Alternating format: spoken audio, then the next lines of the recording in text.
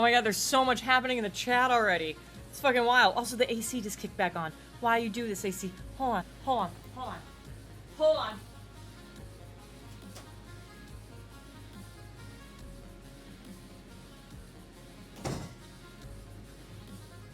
Okay. Okay, we could do the thing. We could do the thing. Ah, Ritz, thank you for the raid! I missed the fucking raid! This is wild, and now the music's gone! God, this is a disaster! Everything's just gone wrong. Everything's just gone wrong, but we're here. Hey, Ritz, thank you for the raid. How are you? I hope you're wonderful. Why is it so quiet? No! No, get rid of that. We're gonna fix this. We're gonna fix this by having my jam. Alright! Hot damn. Hot damn. I was like, I'm gonna make my drink, and then I'll put on my little chapstick, and then I'll tweet. And then I just got so distracted by like all of the noises and all the alerts and all the things. All the things. So I'm gonna tweet right now. How y'all doing? How are y'all doing? It's Tuesday, it's been a time. God, this music's so good. Ah! It was great. Let's see. Hey, it's streamy time. It's streamy time. Hey. We're live! Yes, Assy. I apologize. I have had such a hard time speaking today. It's been wild.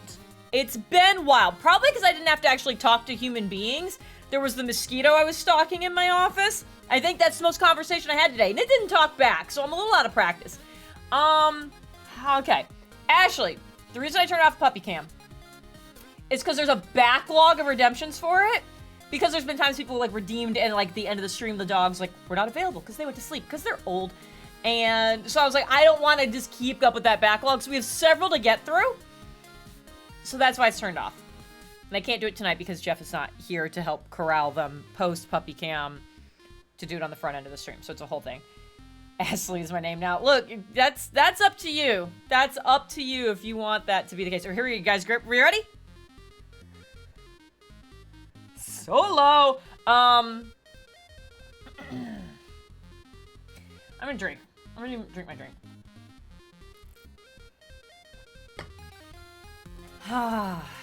Anyways, words are gonna be hard tonight. And I'm simultaneously looking forward to what things I accidentally mix up and say, because I'm sure they will get quoted. But also, I'm just like, I'm not looking forward to what things I mix up. I'm just hoping nothing truly terrible comes out. Sassy, I got a dress for work event for next month. I'm sure you look hot AF, like always, but I need to see a picture of this dress. You don't have to post it for everybody, but I'm your sister, so like, you kind of gotta. It has a chiffon cape. Oh, what? Now I really need to see it.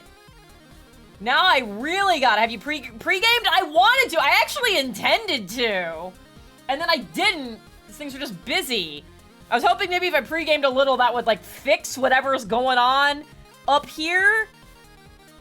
And then it was just busy, and I can't. Words are always hard, especially during streams. Yeah. Yeah, it always seems to get worse during streamy times. Probably because, like, now people are watching. Just like how, like, guys, I'm good at math. I'm good at math. I have a very large history in math. Major background. It's a major part of my life for a really long time. I can do math, but if someone is watching me, and it's like, hey, like, what's 12 plus 16? I go, 28? Like, it takes me some time, and God forbid there's more than 2 digits in either of those numbers. Then it's just game over. And it's like, yeah, if nobody's here, I can just crank that out. But as soon as somebody's watching me, I forget how to do everything. I am a child. Hey, Rhaegar.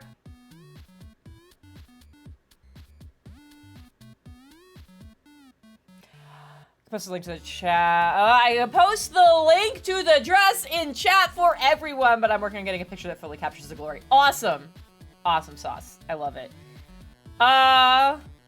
Let's see. It's Tuesday.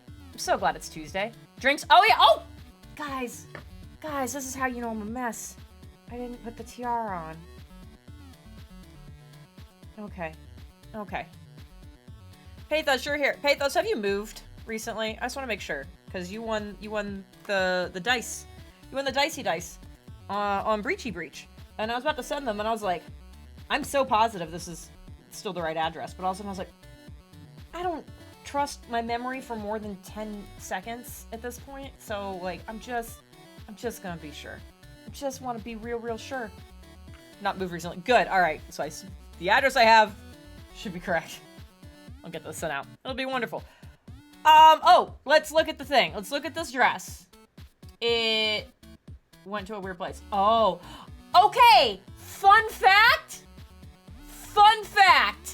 I almost bought that dress once upon a time. This dress is, like, I don't say like been around for a while because it makes it sound bad. It was either this exact one or very similar. I needed to go to a wedding, and I was looking for a dress, and I almost got this. So I'm really excited to see this on you. Hot damn. Oh, I want to kill that. Absolutely the fuck not. Okay, there we go. Reset my little windows. Yeah, that's a great dress. Excuse me. I'm constantly counting my fingers when helping kids teach them math. Yeah. I was about to say words. Counting on your hands is a viable method, especially for instructions. And I'm just gonna let y'all figure out what I almost said that would have been way worse. But anyways, it's Tuesday. We're gonna Persona! In true Tuesday Persona fashion, again with the whole my memory sucks for more than 10 seconds thing, I don't remember where we are. I know it's still January. I know Margaret called to be like, yes, I don't know where Marie is. Nanako's coming home. There, she's coming home. Or is already home. One of the two. It's very close if it hasn't happened yet.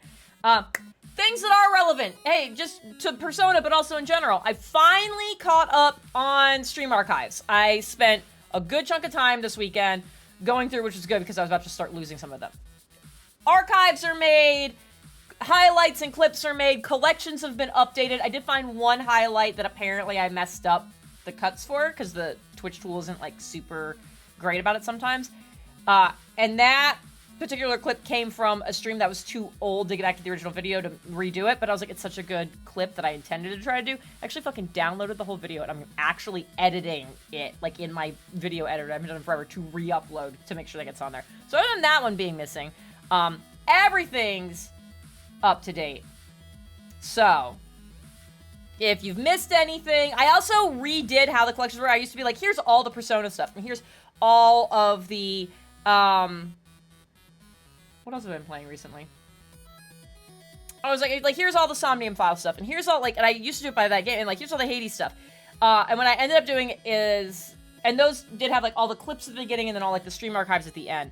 I split them out, so I'm like, here's the clips, like, the highlights from this game. Here's the archive of the streams from this game. So hopefully that'll help people find what it is they're looking for without getting bogged down in anything. And then there's overall just the stream archive playlist that has all the streams on it, and then there's just the clip playlist that has all the clips regardless of game. So hopefully that's helpful. But it's all caught up.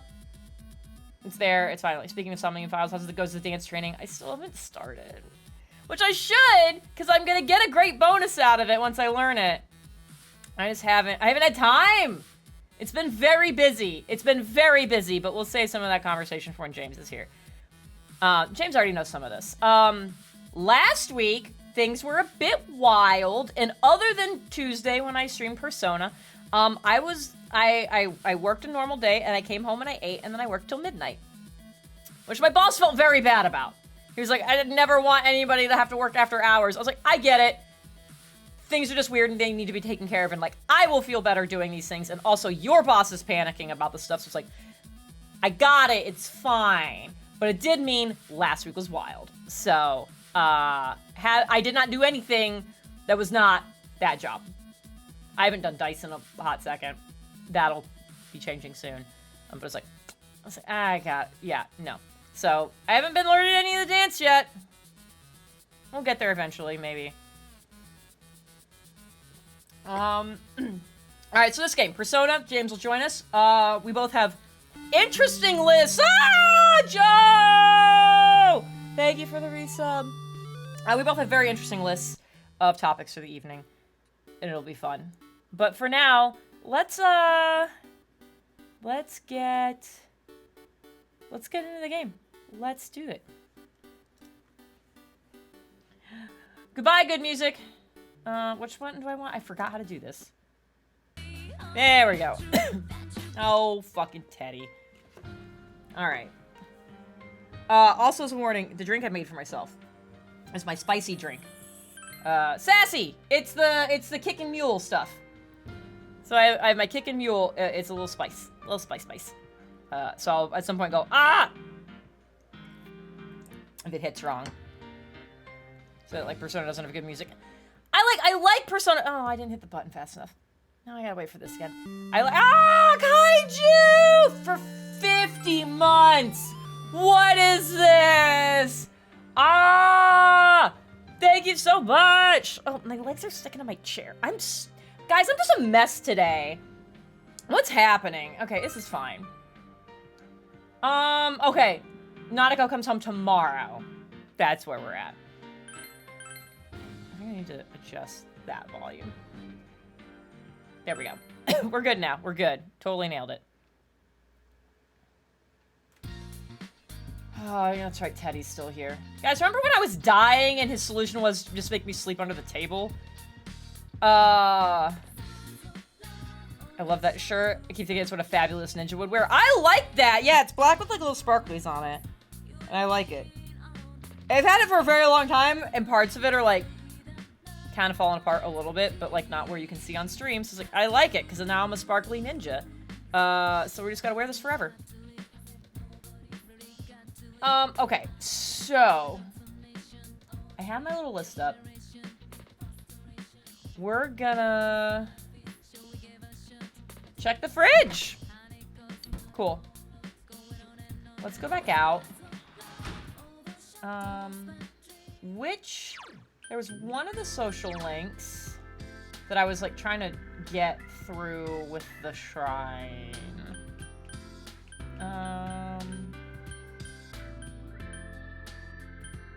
Was it? Oh, it had to be Yumi. Okay, so we're gonna try to get some more points with Yumi. So we're gonna go do that tonight.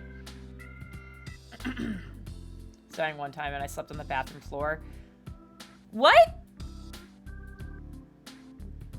I forgot I just made the table comment. That's like different though. Like she didn't place you on the bathroom floor. She wasn't like, oh no, I know what'll be better. Well, doggy bark bark. Percocet is a hell of a drug. That it is. Okay, yes. Shrine. Yes. Draw a fortune. Alright, Yumi. There we go. Great blessing. Yeah, we still got some time to go on that one. I think it was like time passed as you tied this around the tree. It's like, how long did that action take me? That does not seem like, how complicated is it to tie this? Oh, cool. You decided to go straight home. All right. Then why did we show any of that? Why did we have a loading screen for that? When you arrive at home, Teddy is there to greet you.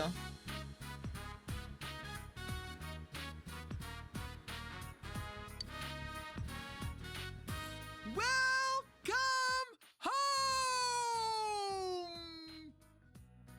I've been waiting forever and ever for this day. Now, come in. Give me one of those, honey, I'm home kisses. Punch him! What? Oh, don't be so shy. Smoochy. Come on, please. We're just starting, right? Okay. Give him all you got? Deny him all you got. Here's the problem. Is Game Gen just wants to know what happens. Game Gen just wants to know what happens. But also I don't want that in my brain. I just like don't want it in my brain. Foxy Joe wants to know what happens. Joe, if I do this, will you not eat chocolate anymore? That's my proposal. That's my proposal. No more eating things you're allergic to if I click on this. This is my birthday coming up, just saying. That is true. For your birthday, you should not go into anaphylactic shock. This did escalate very quick. For like a week? Alright, I'll take a week of no chocolate. Fuck. We can always reload. We did just restart. My pheromones are too powerful. I came on too strong. I like full on went for like a butt grab hug. That was so much. Stop, break, cut. It's all a mistake. I out-creeped Teddy. Today's the day Nana-chan comes back, so I've been practicing hard to greet her. Oh no, don't do any of that. Oh, I know. Sensei, what does it mean to glomp somebody? I found that in one of Yosuke's books, and I'm pretty sure it's romantic. What books? What books did he have? Teddy's eyes are serious. Great, but like, seriously, tell me more about Yosuke's books. Please don't butt grab the homies when you greet them without consent. I mean, he did technically ask for it. He doesn't look like he's gonna back down until you teach him. How will you teach him? We're already down this rabbit hole. Show him. All right, Sensei. I knew I could count on you.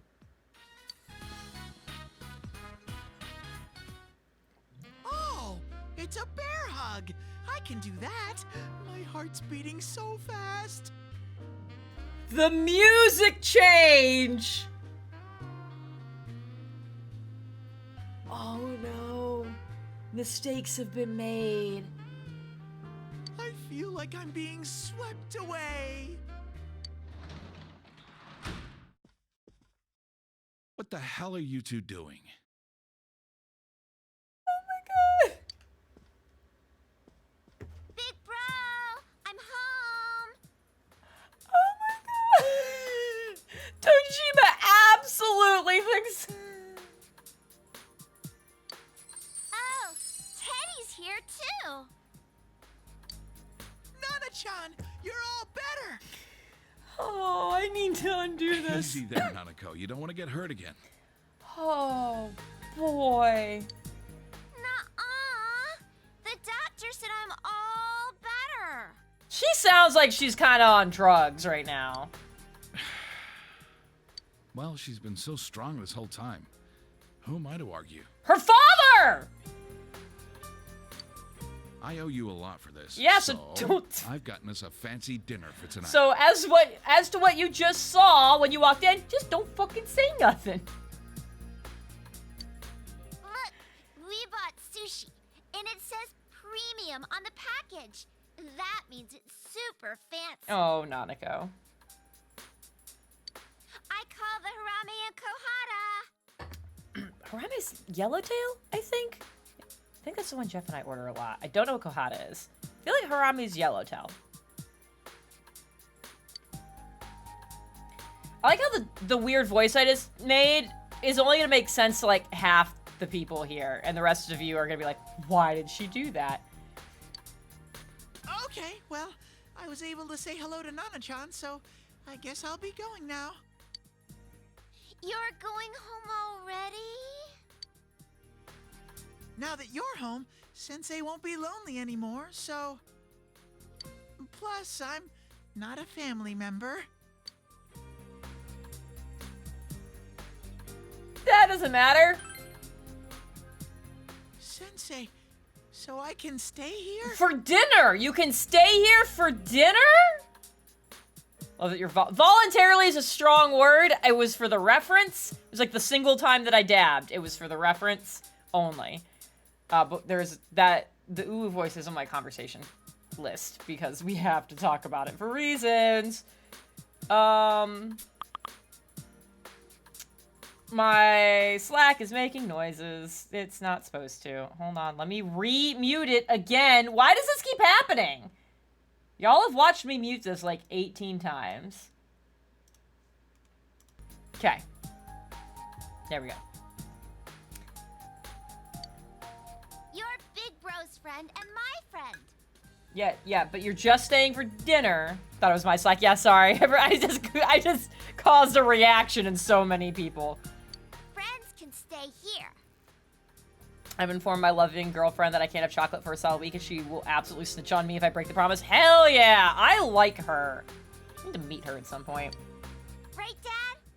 Yeah, right, Dad? Friends. We're just friends.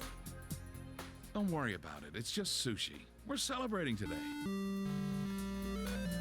Ah! Oh no, nobody tell James what I did. Nobody tell him anything about it. Hello, sir? Hello, Jen. Hello, chat. How's everyone tonight? Great, everybody's great. Everybody's super great. Nothing happened. You didn't make out with Teddy, did you? No, why would you say that? I don't know. I'm sensing panic in the room. What? I could smell fear, regret, and I've played this game 3 times. I don't know what you're talking about. I definitely wasn't peer pressured by the chat to just see what happens when you click on it. Oh, you saw. I went for like the full-on butt grab hug. What was I doing? I won't put my hand up to go have, sexy times with Laura Bailey, but that was fine. I mean, how else are you supposed to hug? I'm such a lucky bear.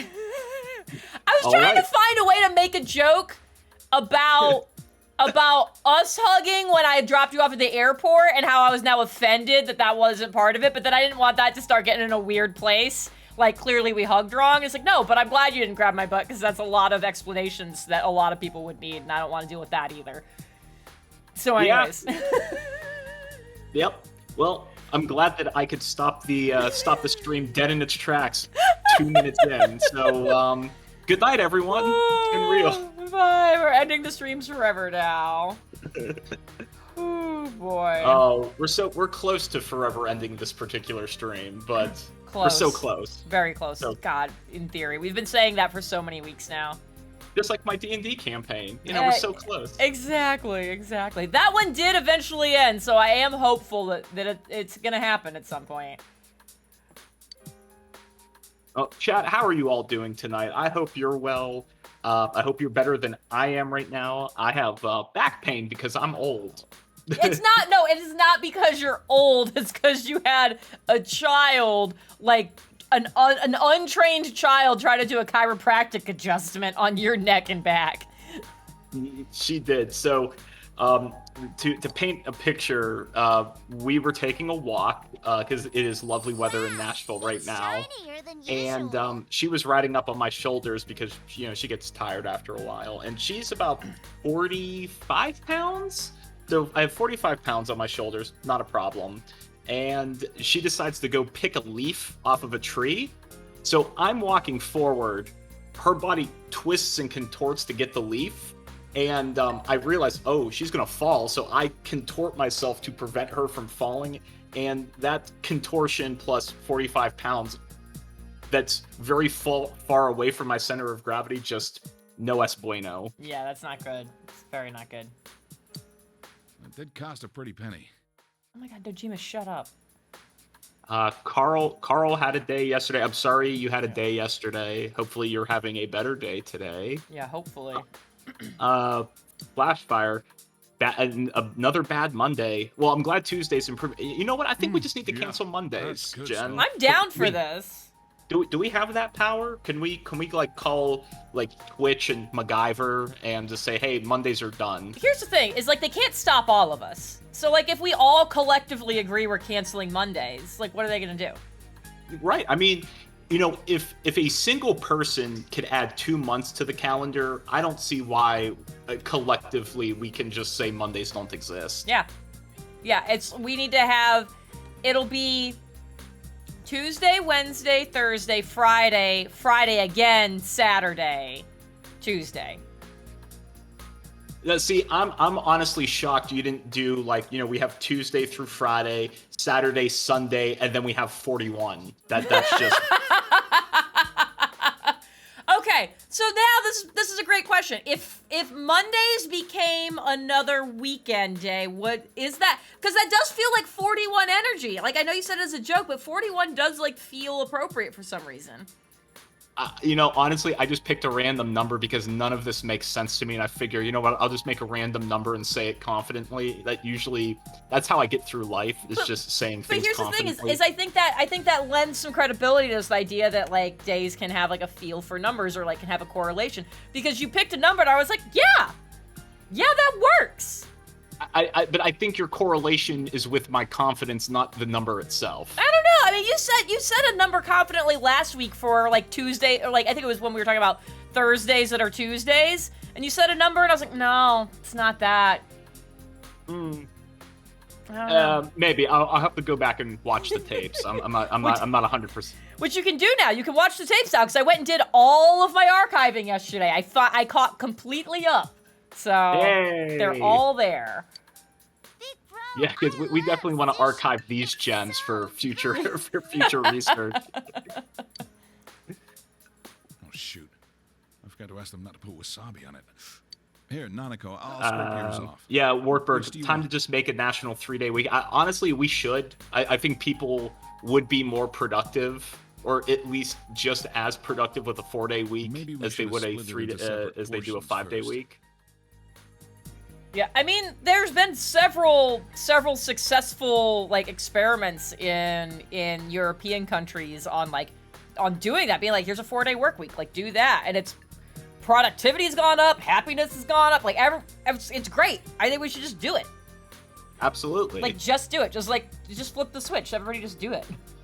Yeah, I mean, I've told my boss that I work a 4-day week, but I just never tell him what day I'm not working. So he always thinks, oh, maybe this was the day he's not working, or maybe today was the day he was. I'm never quite sure, and I'm just too lazy to reach out to him. So I think one of the best things I ever had is like when I was in college, like when I started picking classes and stuff, when I first started going, a lot of people were like, oh, like as you like get into higher level stuff, like you'll be able to like have Fridays off. Like all your classes can just be like Monday through Thursday, so you can have a 3-day weekend.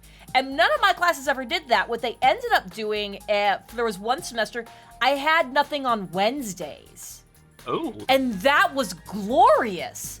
Because I would have class Monday, Tuesday. I'd have Wednesday to kind of like work on the things that needed to be done from those days. Class Thursday, Friday, and then a weekend. So I had like 2 days on, a day off, 2 days on, 2 days off. I was like, this is incredible.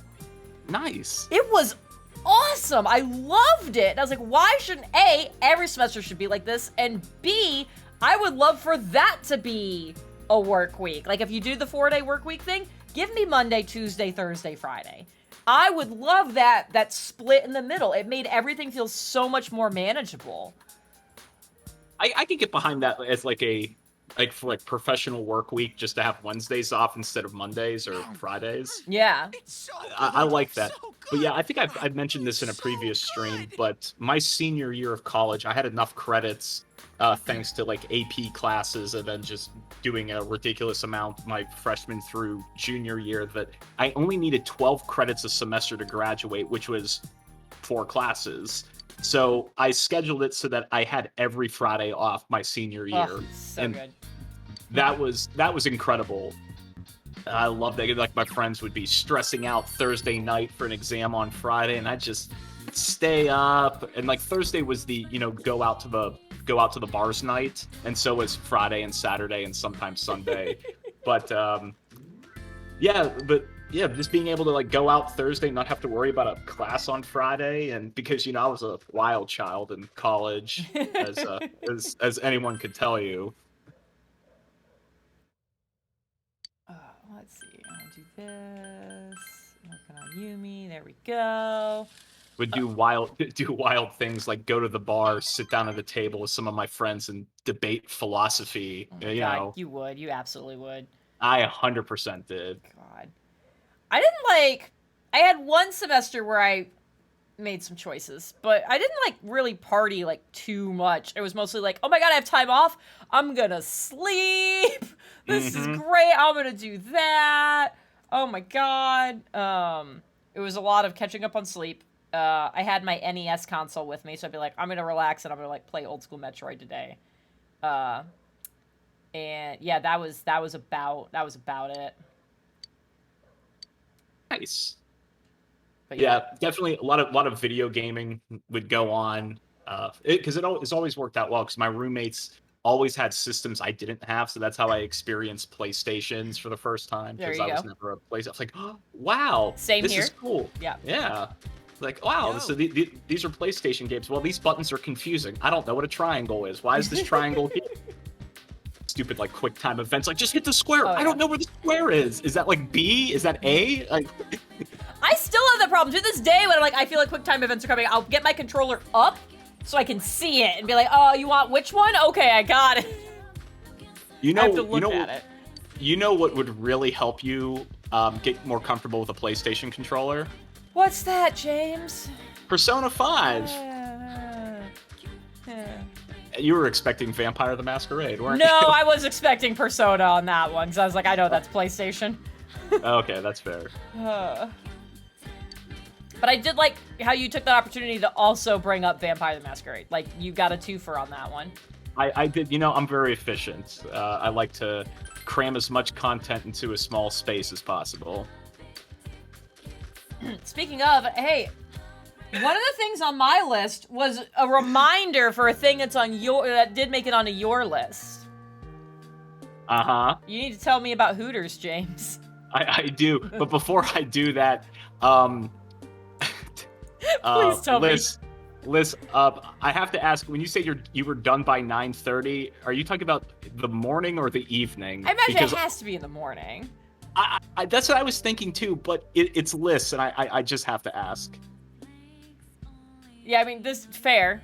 Because, I mean, she's talking about a bouncer checking her ID, which is like, okay, well, maybe, like, classes ended at 9:30 and you immediately went to the bar. Yeah, I was like, maybe Liz just knows how to fucking get down. Well, I know she does, but, because all people from the Midwest, like, we just know how to put them away, because there's nothing to do. I mean, that's also fair. There's a whole lot of nothing to do. It is true. The class was also in the basement of your building, too. Ugh, that's always fun. Anyway, so, Hooters. Because I know it came up somehow last stream. I had only been to it once, and it wasn't even a really great story. What happened afterwards is where the fun part of the story begins. But, so, when I was in college... during the summers when I was back home, I worked as a bank teller at a local bank that like had maybe 5 branches in my general area. So like very small town bank feel. And a couple of the other tellers were roughly my age. And they, one weekend, they wanted to go to downtown Pittsburgh to a club that just opened.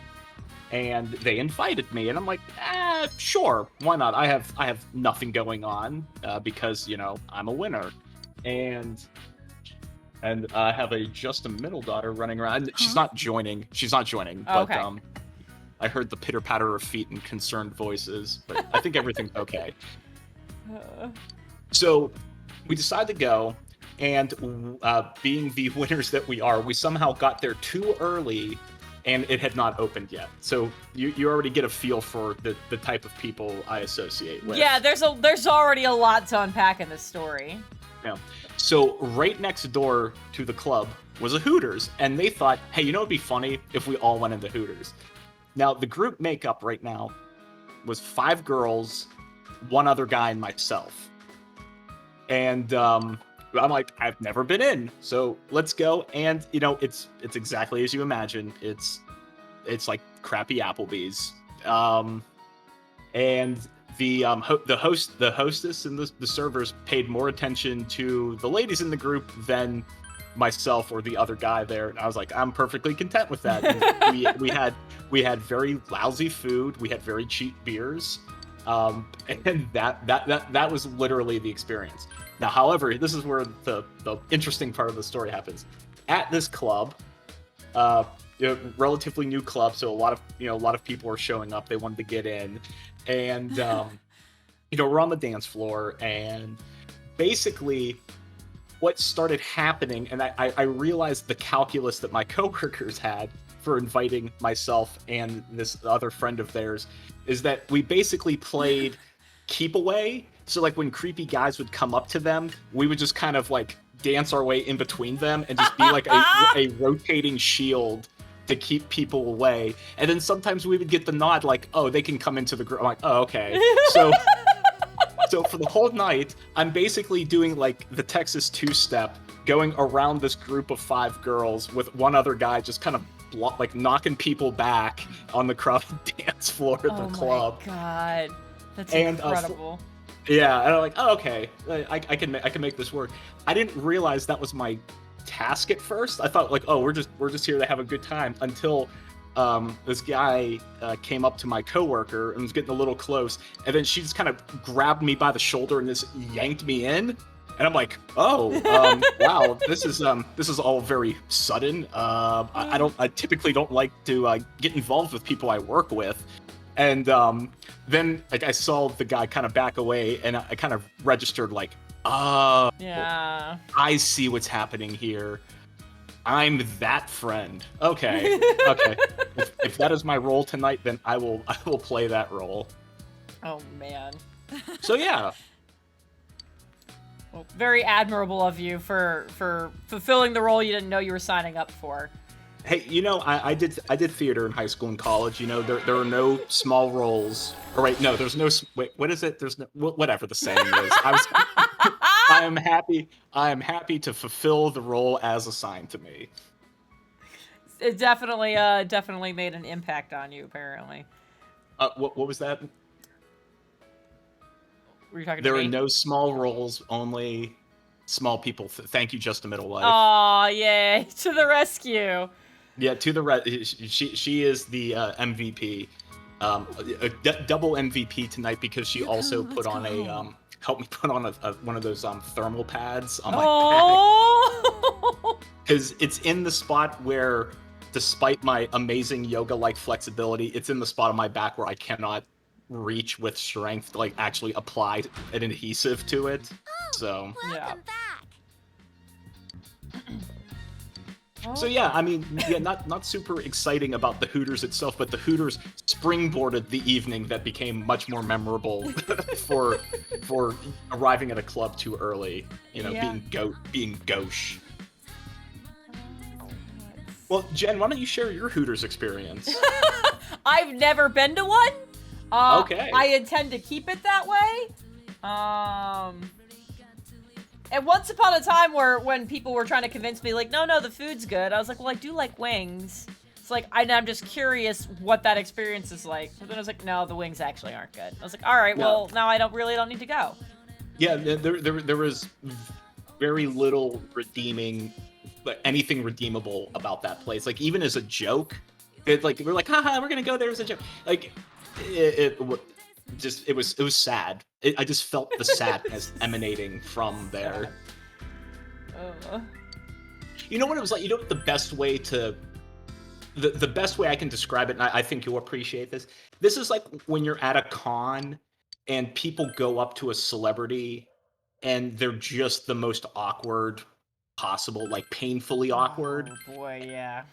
And the celebrity has the grace to be like, oh, hey, it's always nice to meet a fan, and like, oh, do you want a picture? That's the kind of energy that was just emanating nonstop from there, you know? Perfect. Anyone remember when Hooters tried to have an airline? What? Wartburg, what? No, I don't remember that. Did Wartburg have a fever dream and for years think this was reality? Is that what's happening? Wartburg, what row were you in? Double D? That shouldn't have been funny. I shouldn't have laughed at that.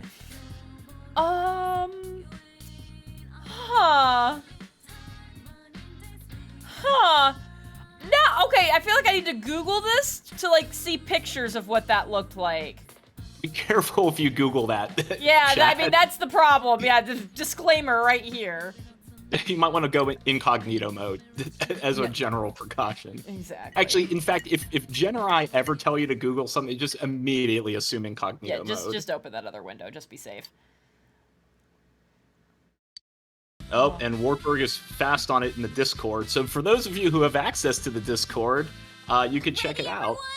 And if you don't, you should subscribe so you get access to it. There we go. There it is. Oh man. And Impabot just perfectly timed. It does not look like anybody called that command, so that's even better. Impa's like, y'all should go look at the Hooters airline in our Discord. I like how we're like, hey, this small child was just released from the hospital after being there for like 2 straight fucking months. Let's go sit outside in the snow to celebrate. Well, Jen, you're the one who's always saying the cold isn't what gives you the cold. Yeah, but it's still look, okay. Being outside in a cold temperature isn't what gives you the illness of a cold, but it's still not good for your like she is healing and freshly healed. Cold is bad for tissues. That's why frostbite is like a thing. And it's like, no, it's still not good for her body temperature to be plummeting from sitting outside and having to work super hard to keep her warm. Go inside! You know, I can't argue with that logic, though her coat looks very warm and fluffy. It does look like a warm coat, but still, this is dumb. I mean, Chie has a turtleneck on with, like a fur-lined coat, and I'm sure she's only wearing a skirt, because that's what Chie does. Yeah, but Chie didn't just get out of the hospital for 2 months. That's fair. I just, omitted a lot of words from that sentence anyways. Nanako-chan, congratulations! Everything's fine. Everything's fine. Welcome back, Nanako-chan. Hey, Ashley, how's that fanfic coming? You got better. Thank you. I feel great now. You promised this fanfic, and you got my hopes up inadvertently. Now I want to see it. Oh boy. It has to happen. Oh man. Jen, I don't know if you saw what happened in Discord, but... Oh no, she told me I needed to check Discord over a break. Now that you've said that, I have to go look now.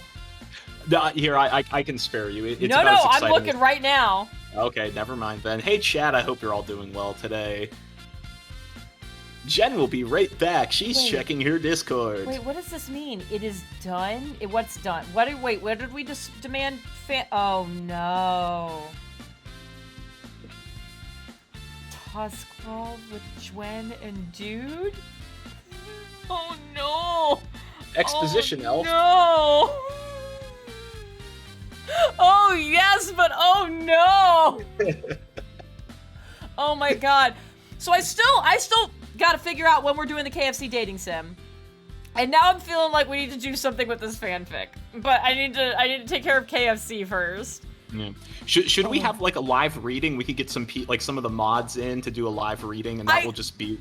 Here's the thing, is I was thinking, knowing that I'm gonna get real uncomfortable real fast, it could be funny if we get some array of people to read it or take turns reading it, and we just have to watch me deal with this. Ooh, that's rough. That's this is where I start feeding Ashley notes okay, now we just need can you have 3 paragraphs of nothing but praise for Jen, so she just has to hear us read that. No. Oh god. Oh, we'll figure. Yeah. That'll be a future us problem. Oh my god, I'm so That will be a future excited us. and terrified and horrified. There's got to be a single word for that. I don't know what it is, but oh no. Anyway. I'm sure. Let me go to my German dictionary. I'm sure there's a word. I can go home and live So, like normal. Jen, who would you Right? like to read Gwen? Oh no. Oh no. Here, you know what? Here, let's make this a little less awkward for everyone in chat. Let's say Ashley's fanfic gets picked up in Hollywood. That they're like, this is the best fanfic I have seen since 50 Shades of Grey, and some Hollywood starlet is going to play Gwen. Who would you like to play Gwen? Man. This is where I get to remind everybody I'm really bad at actors and actresses. So this is gonna take me a second. God, I don't know. Do you have any thoughts? 'Cause I'm also trying to think about like Gwen and not me. Well, I mean, Scarlett Johansson plays everyone, so... That's true. She does. She really does. Laura Bailey. Easy. Yes, There we yes, go. yes. Flashfire, nailed it. Absolutely nailed first it. shot, right out of the gate, got it. Yeah. I mean, if Elfman could be like Ryan Reynolds, I will act for me. So, you know, I will do Gwen, and it's fine. Okay. Yeah, Ashley, he is a monk. He is a monk. He is exposition elf monk. I love it. So is that what happened? Because like what I see in I'm looking at Discord again. Hold on, I'm looking at Discord because what I see in Discord is Ashley just saying it is done, and then James saying I demand fanfic, and there was no other lead-in. There was no other lead-in to this. So apparently what happened was Ashley misposted in the breach saying it is done, and then I'm thinking like, well, what could possibly be done that Ashley could have done in the breach? And then my immediate thought was, oh, she said she was going to write fanfic about Gwen and probably exposition elf. So oh, clearly this is what it is. And then Ashley's like, oh no, I posted it in the wrong place. I wanted to post in general. So I'm not letting it go now because my hopes were raised. There we go. I now fanfic. see this exchange happening in the breach chat. Okay. Yeah. Yeah, Ashley, you can't say go check Discord during a break and be like, oh, the it is done was relevant to what you had just said. I don't remember what happened like 30 seconds ago. I'm not gonna remember like an hour. Oh, you changed your name. I get it. I see it now. Okay. I get it.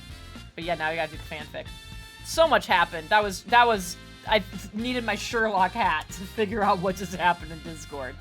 Well, what better time to have a Sherlock hat than during Persona 4 Golden? You know what? Yeah, you're absolutely right. Because I mean, we need to start making our own mysteries now. Because you know we solved the case. No, we didn't though. Yeah, I can go to school and help out around the house like I always do. By help out, you mean just run the house because your father is useless. Yes, 100%. As long as she's happy. Yeah. I think you're even more energetic than before. Yeah, the drugs will do that to you. Man, Yeah, am I glad you're okay. drugs and plenty You of went sleep in a missing, I hospital swear will do that was the most that. scared I've ever been. Plus, I don't really remember what happened. Yeah, that's probably for the Sorry. best. Yosuke, don't fucking remind her. You died, Nanako. What? What? Big bro, what? Nanako-chan. Yosuke? You need to practice not sticking your foot in your mouth. I mean, seriously. sorry. Seriously. You can't blame her for not He just can't do remembering. anything right. It was the same for us. Besides, it's better that she forget. That's right. Nanako-chan Yeah, it's better that I forget. I don't understand why, but okay. Oh yeah, is Dojima-san It's weird that coming everyone's talking about me like I'm not here. home? Dad, he went to work today. We'd just be bothering him if we asked him to come here. Where is Adachi at this point? Like, I know we had a fight. Oh, he's in jail. Is he actually in jail? Yeah, he's in jail. Okay, good. Are we sure Dojima's not just, like, murdering him right now? Has anybody checked?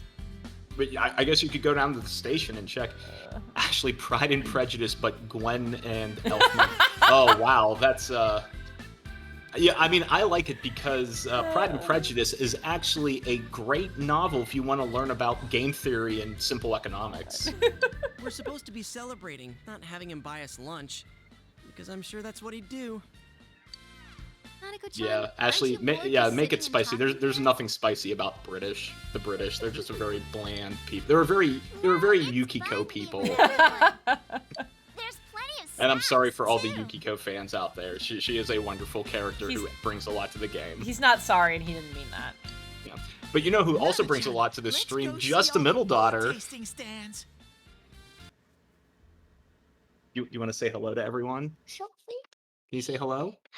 No. Hi! You say, how are you? How are you? I'm good. How are you? How about you? Oh, you're. Did you have a fun popsicle after school today? Yes. What We kind had of popsicle? what is it? Paletas, like an ice cream. It's an ice cream popsicle. Ooh. What flavor popsicle did you have? Chocolate Oh, I What- love what- chocolate. and What was on that? sprinkles. And sprinkles. Oh, sprinkles. Chocolate and sprinkles. That sounds so good. Isn't it? Okay, you're ready for bed. Can you say goodnight, everyone? Good night. Can you say it into the microphone? Good night. Good night. I love you. So cute. And I'm back. It's so cute. First of all, when she said sprinkles, I thought she said pickles. I thought she had a chocolate and pickle popsicle. Hey, you know what? Chocolate covered pickles are a delicacy in Pittsburgh. What? Yeah, oh yeah. You use a Heinz pickle and Hershey's chocolate. The two biggest exports of Pennsylvania. I can't tell if you're lying. Oh no, You I'm dead serious. You I'm better dead be serious. lying. This can't. No, go incognito mode and Ladies Google will cook chocolate you covered pickles. right in front of you. Chocolate covered. What else was it? It was something else happened during that conversation. Oh my god, no. No, what is this? What is this? Because the first result I got was a thing from Harry and David's. Oh, chocolate covered jalapenos. That's worse? I don't know if it's actually worse. All right. Chocolate covered pickle. Okay, so now that I've scrolled down. Chocolate covered pickles. Yep, they're a thing. See the recipe. No, I don't want to. Oh, they don't even look good. This looks terrible. Beauty's on the inside, Jen. These look terrible. These are so bad. Don't knock it till you tried it. I clicked on a random article. When in need of a snack, you probably don't reach for a stash of chocolate-covered pickles, or maybe you do. Why is that the opening line?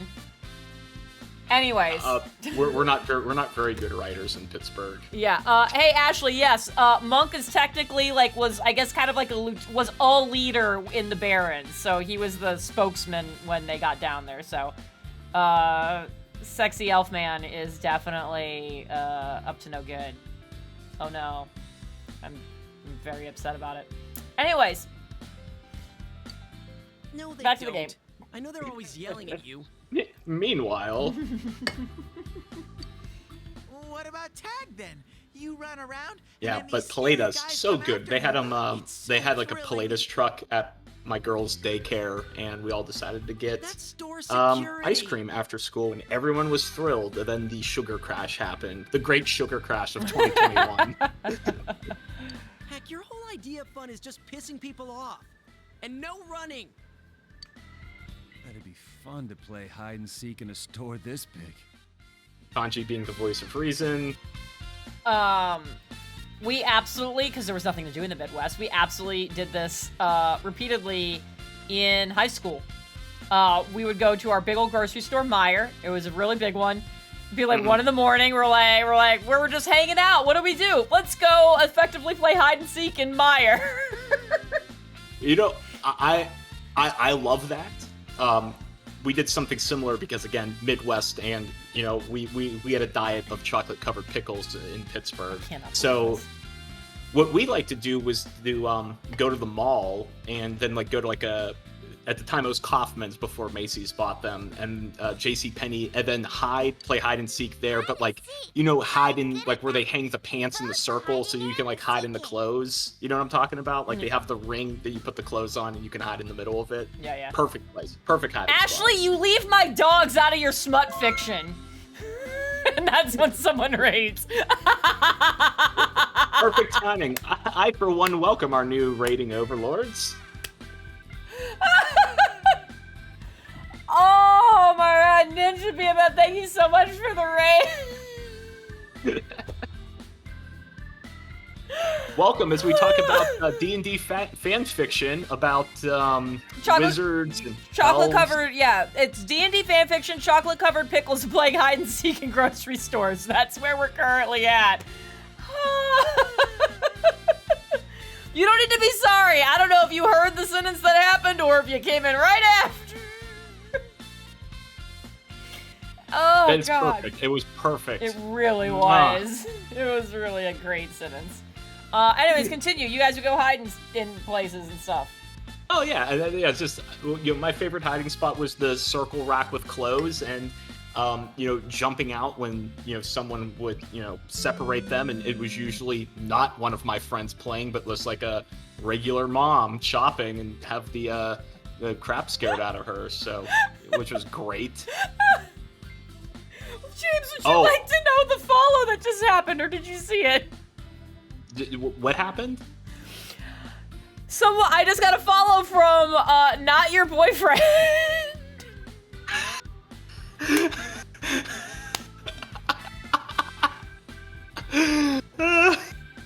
The internet is hearing a conversation right now. Oh my god, it's so good. This is great because this is actually a person. I feel like this is actually a person's name, and it wasn't one of our people just making an alt account to make a joke. So now it's so good. Hey, what's up? Welcome everybody. On Tuesdays we play Persona 4, and James and I just shoot the shit, and it's already been a wild one. Perfect. Ashley, if I get to pick the level on a scale from 1 to 10, why don't we start off at a 6, and then we'll go from there. It's a lovely number, a wonderful number. I couldn't have played this better. That's one of mine. That's fucking great. I love all of you. You should stay. Yes, please stay, and let's just make things wildly uncomfortable. That's what I live for. God. Yeah, anyways. Do you have anything to keep this theme going from your list of conversational things? Part of me hopes not, because that would be one hell of a segue, a segue. Yeah, it would be a hell of a segue. I'm really sorry. I don't have anything to continue this unless we want to just kind of workshop Ashley's fanfic live. Oh God, I need more of my bourbon before we do that. Put a pin in that. If we run out of stuff to talk about, we'll put a pin in that. I have something that we'll go with. Hey, you remember I warned you that you were gonna need a pen and paper for a thing I wanted to talk about. Is this about Richard? This is about Richard. Okay. Okay, you're gonna need pen and paper for this. Or maybe, I say that, maybe you're just good at visualizing things. Oh, this is getting worse. This is getting worse. I will trust you and get a pen and paper out because I clearly don't trust myself. Okay. Okay. Very short Let's story. go. So I was driving home from work today. Okay, you're driving home from work today. And you don't need to be drawing this, just for the record. Oh. You'll need this in a second. And I saw a bumper sticker. There's a ton of bumper stickers for political stuff. Most of them are I'm in Texas. You can fill in the blanks on what you think the theme normally is. But I saw one that I hadn't seen before. And it was one of those, like, this person for president. And the name on it was Richard Gethard. Of those Gethards? So Richard Gethard. Okay? James, how do you think Gethard is spelled? How do I think Gethard is spelled? Okay, let's see here. You get a 20-second head start on chat for this, so. Okay, here we go. Gethurd. Close. Okay. Close. It's an A instead of a U. Okay. Okay? I went for the turd because I thought that would be funny. Yeah, no, this is still funny. Okay. So Richard, how do you normally abbreviate that? Oh no. Oh no, I'm seeing things happening on my sheet of paper, and it's like a Ouija board, and I'm afraid to continue going. Yep. I had to make sure. It is just a joke. This is not a real person with an unfortunate name. Oh, well, I'm destroying this piece of paper before my daughter learns how to read.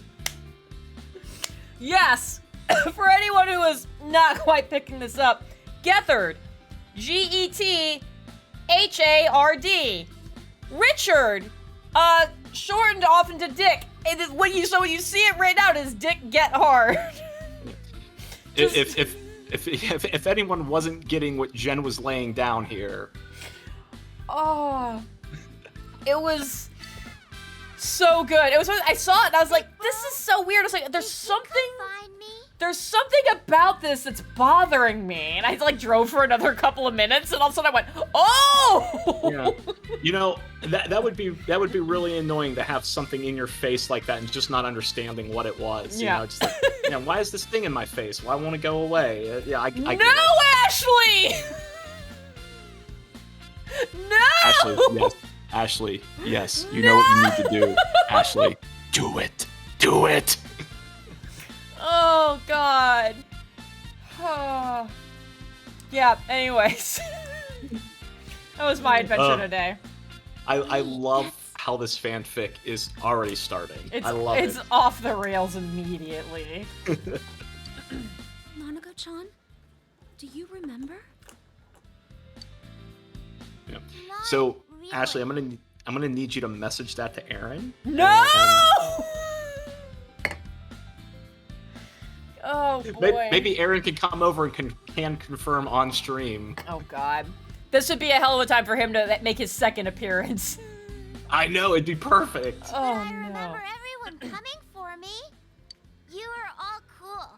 Like those heroes on TV. Boy. Well, technically, everyone was in a TV. Yeah, it works.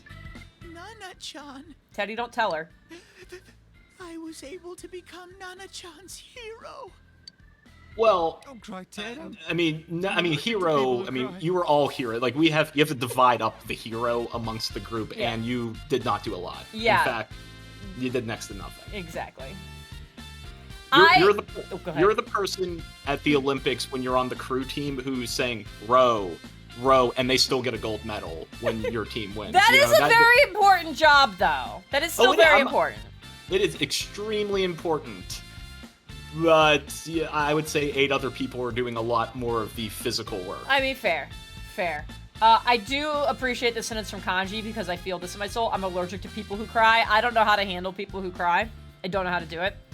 Which is ironic considering how often I cry. But I feel this. That is why I deliberately dehydrated myself on Sunday so that I physically could not produce tears in the car. So you were smart. I stayed hydrated and that betrayed me. Yeah. Then let's do it for reals. Junes hide and seek. No. Something about this feels bad. It's going to be really funny when they let you take control of your character to actually have to go through Junes. Oh my god. Oh, I hope you're fucking with me. Is that okay? Of course it's okay. It's okay as long as you don't get in trouble. Yeah, that's right. We It's still have okay time if you don't before get the special caught. announcements.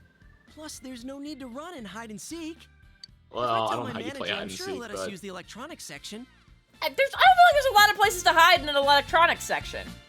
everyone goes into the TV. Exactly, other than that. That's my boss. Man, Nanako's gonna like accidentally fall in or some shit.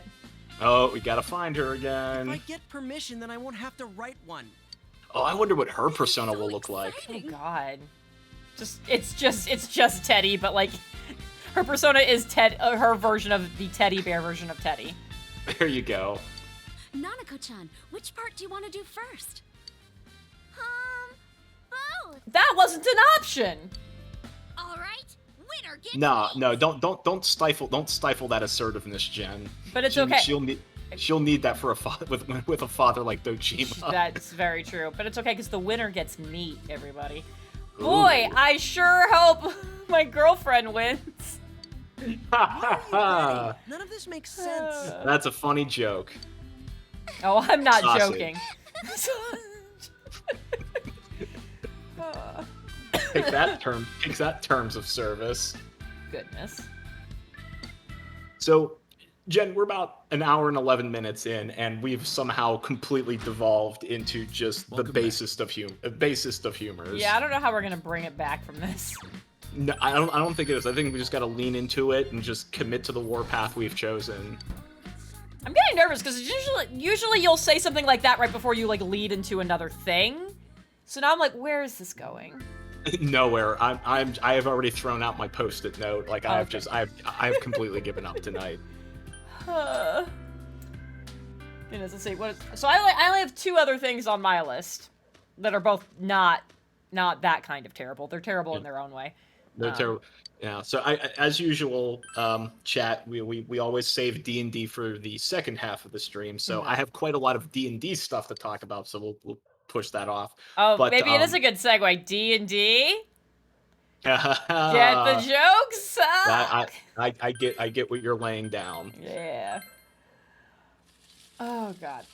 Yes, we'll try to save going back to that subject for later. Wait, which one?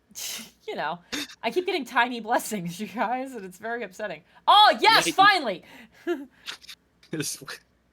Well, you know, you get performance anxiety. Happens to everybody. It really does. It's sad, but yeah, Wartburg. I don't know what I expected. I should have known better after how many months of us doing this? Many. So I want to say the first Persona stream was like in January. Really? I want to say it was something like that. It's easy to check. We can go check the since I have my updated archive list, we can just go to that playlist and see what the date on the first one was, because I always label them with the date. Well, how about that? Well, look at you. I know. It's like I keep organized or something. Yeah. So the first couple, though, I actually was not on stream with you. I had to chat to you 20 seconds delay. Like, no, do this fusion, or yeah. No. Yeah, I think I think I started in January. I don't remember at what point we were like, oh God, please just help me. Yeah. Go ahead. Well, here, let me try to save. Let me try to save this stream, or the conversations at least in this stream. Because can you go back a few months? Oh, Aaron is. Oh, you know what? Oh no. Aaron is here. Aaron, I needed to be clear. Whatever you were told, it's incorrect. Okay? I made a joke about something else, and somebody else took it and ran with it. It was like, we need to name the elf that. Okay?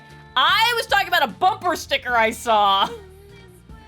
And Ashley and Liz and James, all those people were all like, nah, man, name the elf this in your smutty fan fiction. Yeah, so, Aaron, for context, Ashley is working on what I'm guessing is probably the first fanfic of The Breach, and we just need a name for the elf. We need something for this 50 Shades of Grey elf. It's so bad. Yeah, Richard Gethard. Gethard. That's a good one, but you know, we didn't want to trample on your creative license that you've created this magnificent campaign for. I hate it. Ellipses. No. His name is Ellipses. I told you I didn't do this. I didn't do this. This is not my fault. I'm a victim here. It's not my fault.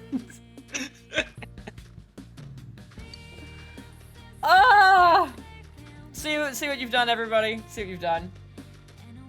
Well, while Aaron is pondering very deeply on this, let me try to pull this out of a nosedive. So Jen, the Olympics are going on. Yes, they are. So these are the first Olympics that my children are actually old enough to maybe not understand what's going on, but just be entertained by what's going on. So a couple of sports, just a middle daughter, she likes diving because seeing people do flips and then splash in a pool is very entertaining. She likes horses, so I thought, as silly as dressage is, that might be entertaining for her to see horses do this little two-step and walk diagonally and stuff like that. Maybe to a 4-year-old that would be entertaining. Jen, yes. I turned on dressage, thinking, I had an idea of what to expect.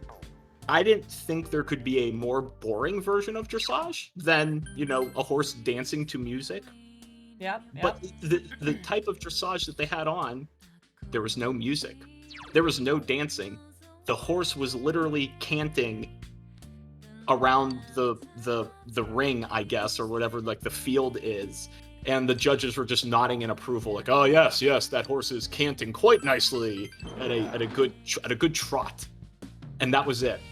And then there was like applause. My daughter looked at me and said, "Can we watch archery again?" Like, because she hated archery. Because archery is, you know, they when they film it, it's it's always the cameraman showing someone knocking the bow, holding the bow, them releasing the arrow, and then they immediately cut to the bullseye, and then the arrow arrives. Mm-hmm. So to a 4-year-old, it's just like, okay, like like the arrow just arrived there. I have no concept of how far that is or how difficult that is. That was more interesting to her than watching a horse just walk around and not dancing to music. Nice. And speaking of music, the music changed, and I'm gonna be quiet here. I mean, it's not voice acted, so I'm not worried about it. Right? Not voice acted? Thinking about finding never mind. answers to the questions I had before. Jen, you should know better when I shut up. You know something's I know. But like only parts of it are like this line wasn't. Bitch, pick one. You gotta save money somewhere. Voice actors are somewhat expensive. So, but here's a good question about dressage. James, did you see the video of Snoop Dogg commenting on dressage? I did. My daughters did not watch that video. Yeah, they should not. It's so good. If you guys don't know what I'm talking about, you just need to just literally Google Snoop Dogg Olympics. It pops right up. It starts with them talking about synchronized diving. Because I guess they were just like showing clips to them that they hadn't seen before. Start with synchronized diving. Then went to dressage. And immediately, it's like, oh yeah, they call this a question. Oh man, that horse is crip walking. He was like, I need to get this horse in my video. I so badly need that to happen now. He needs to make good on that. Are the ones who gave me life. Okay, you're voice acting again. You're ruining my story about Snoop Dogg. Then what can I do for the people who gave me this life? Such a great. The people who have supported it's me. a great video. You gotta go look at it. Yeah. He's just like, oh fuck yeah, horse dancing, let's go. Yeah, like Carl hit the nail on the head. Like Snoop, I mean, we could say like I don't want to say reinvented himself, but like the direction Snoop has taken in the last decade, like doing like stuff with Martha Stewart, but like still in like an entertaining way, is good for him. Like he really branched out into an area of entertainment I never thought he would go to, based on the Snoop Dogg I knew growing up. I'm looking at the Breach Discord. I shouldn't have looked. Oh, what did you do? No, it's what they did. I do like the strike through of she's gonna kill us after you summoned Aaron. That's good. God. I love it. Oh, Chat, thank you. You're bringing the positivity that I need in my life. And that positivity is immediately coming at Jen's detriment. I mean, both of the things you just said are true. I'm not they are. my own life anymore. After all, here's the problem: is my drink is empty, and I want to go make another, but I'm afraid to leave y'all alone together now. You should be frightened. Okay, I just heard the thing. I heard the thing I said, but it was far too late. I think I'm gonna finish this scene, and then I'm gonna go make more of my drink and just hope that y'all can fucking behave yourselves. Totally. What are you drinking? I'm drinking my Kickin' Mule. You've never made it before. So I'm just gonna come down and do it. I think it'll just be, I love you. I love you, Jeff. I'm just gonna do it. It's fine. I also love you too, Jeff.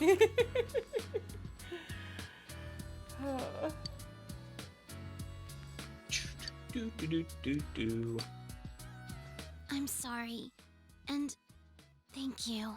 Again, like, you gotta save money on VA lines. Do every other line. What awkward thing are you giving me? Oh, she gave me a script. This is not... See, if I got this first, I'm gonna like, what the fuck? But since my girlfriend gave me an autograph, I think that will always be the worst one. There you go. Oh, man. Oh, just imagine if you dated what you would have gotten from her. Oh, no thank you. You gave if me you the answered opportunity. VD, you're correct.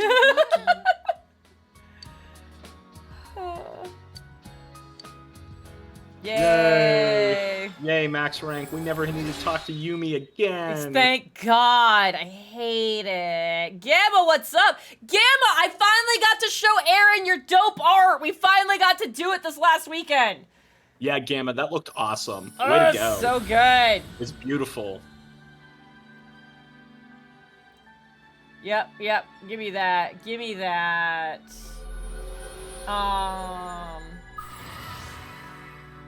Oh, that means, James, I get to refund some of your points to you because you said praise the sun, Arcana. You wanted me to come talk over here, but, I came over here because someone else told me to, so there you go. Okay. Well, Owen, thank you. It was going to break the bank if I didn't get those rupees back. Oh, I clicked a button. I didn't mean to. All right, everything's fine. Don't worry about it. Everything's fine. Yeah, be careful what button you click next. I'm just gonna. Don't click through. Okay. Oh, this is my bubble. You're in my personal bubble. No. Yes.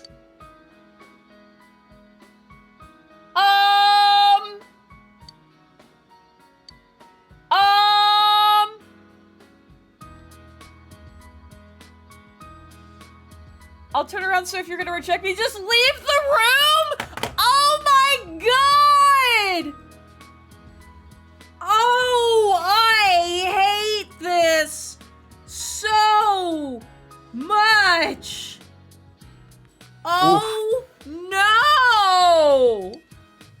I have to leave! I can't speak to her ever again! You can't. I have to avoid her in the hallways? Oh, goodbye! Oh, my God! Yes.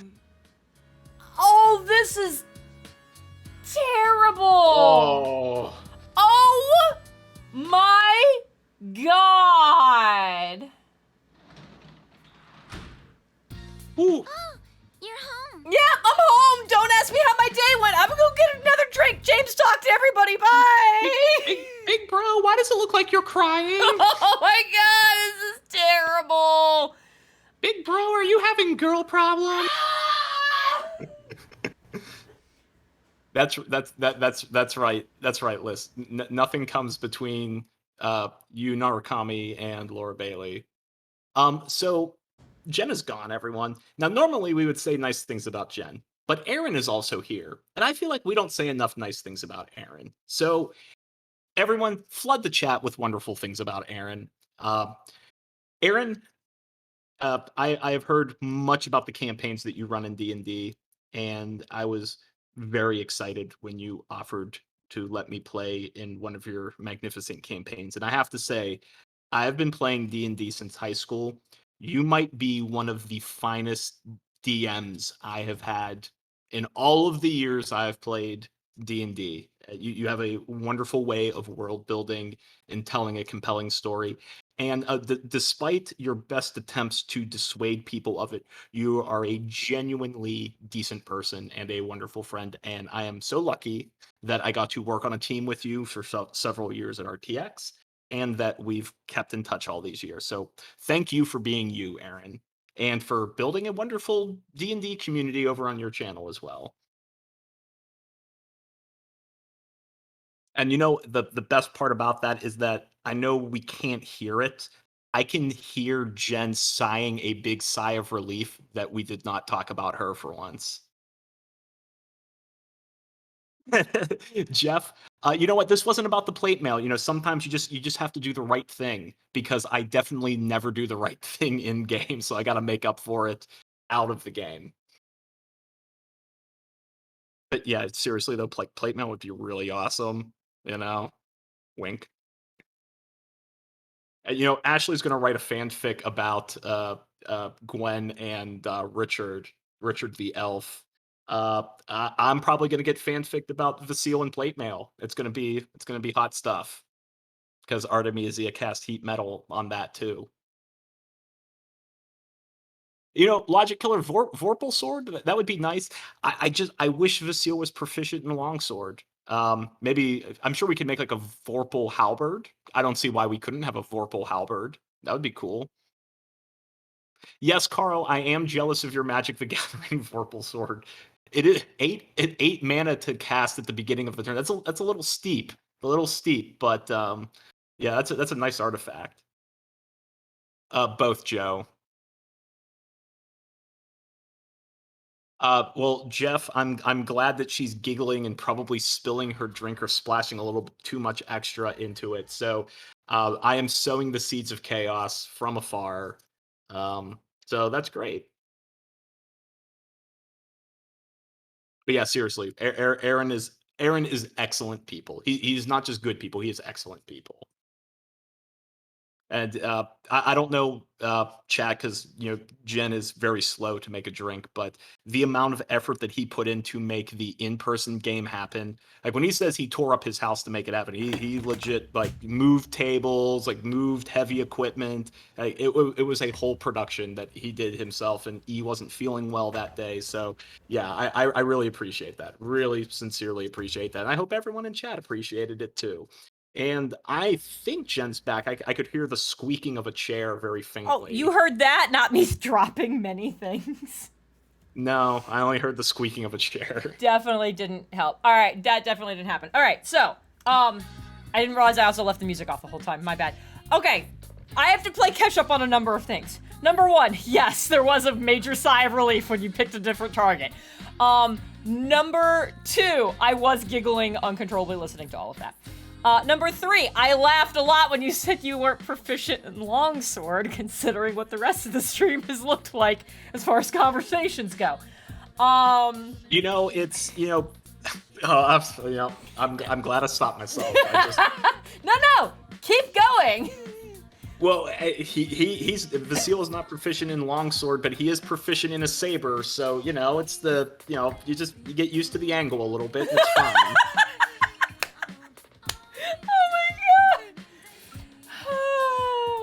Goodness gracious. Other thing I need to say, I did not spill any of my drink. And I was offended that you said I'm slow to make a drink. This is a good fucking drink, and it deserves to have time spent on it. Also, I had to pee. So. Well, there you go. No, Aaron, don't make that a sub goal. Or a point goal, or any of that. Please name him whatever it is he's gonna be named. Don't let him be named the dumb name I saw on a bumper sticker today. Don't do that. Oh, that kind of sub goal. Oh, okay. Oh, okay. My mind went somewhere else. My apologies, everyone. I'm in a mood tonight. James, you're in a mood tonight. I'm not gonna repeat it. But you and I had a conversation today. You know what? No, fuck. I'm gonna repeat it because this is more about what I said. We had a conversation tonight. We did have a conversation today where we were talking about, I'm gonna say, like, categorizing some actions that Vasile's taken and that Gwen has taken. And you made a comment, you were like, yeah, I definitely pegged Gwen for this. And I was like, please don't peg Gwen. And I went, I'm in a mood today, I'm very sorry. I don't know where that came from. God. Other thing, I need to get in on the praise Aaron train. I did very much like that you've been playing for so long and that you appreciate his DM style so much. Aaron has ruined D&D for me because I was like, I can't go play under anybody else. Like, I can't do it. He's a magnificent storyteller and does, at least for me, a great job of balancing, giving me, like, the intrigue and mystery to solve and then also letting me usually, like, feel like an effective, like, individual in this world. And being like, yeah, you get to, like, be powerful, but also be like, here's a thing to solve. And I love that shit. And he's very, very good at it, and it keeps its hooks in me real hard. And I love that. So I definitely would give Aaron credit for a lot of the reason why I love D&D so much at this point. Anyways, I'm done saying nice things now. Let's just keep going. Yeah. Gamma, that those are words of wisdom. We should put that on a t-shirt. Oh, like, no, I just read that. Yeah, breach gear, and we should have that quote on there. Oh, so breach gear makes it worse.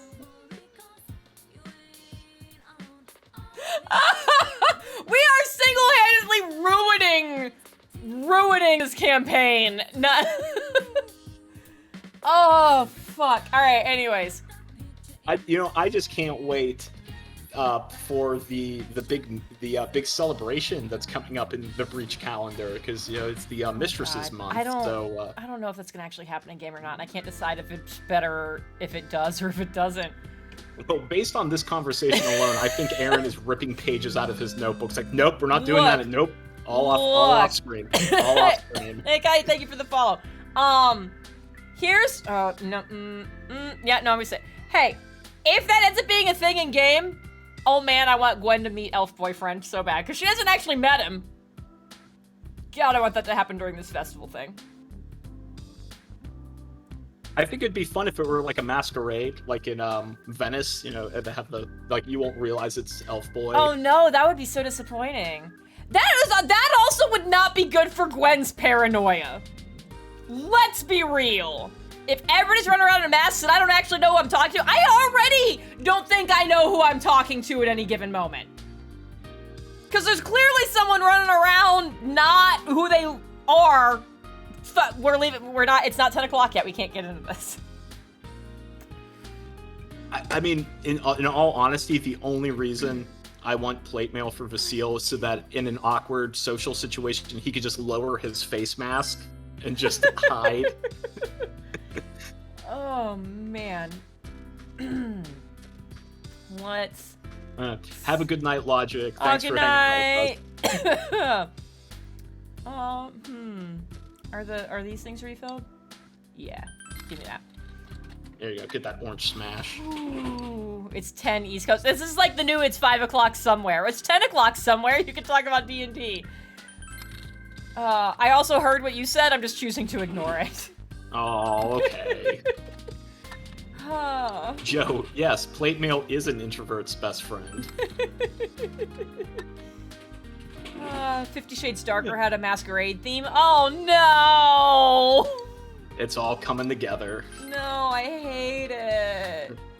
I like the idea that if Vasile has the at least the plate mail helmet, that he'll have to be like giving an impassioned speech, but it's gonna sound like wah, wah, wah, wah, wah, with the helmet on. Oh yeah, Sassy, go to sleep. Yeah, Sassy, please sleep while you can. Do that. Get out of here. Go sleepies. I love you. Bye. What were you starting to say, James? I was just gonna say, so Sassy needs to go get her rest while she can. Ah, yes. Aaron, no. Aaron, no.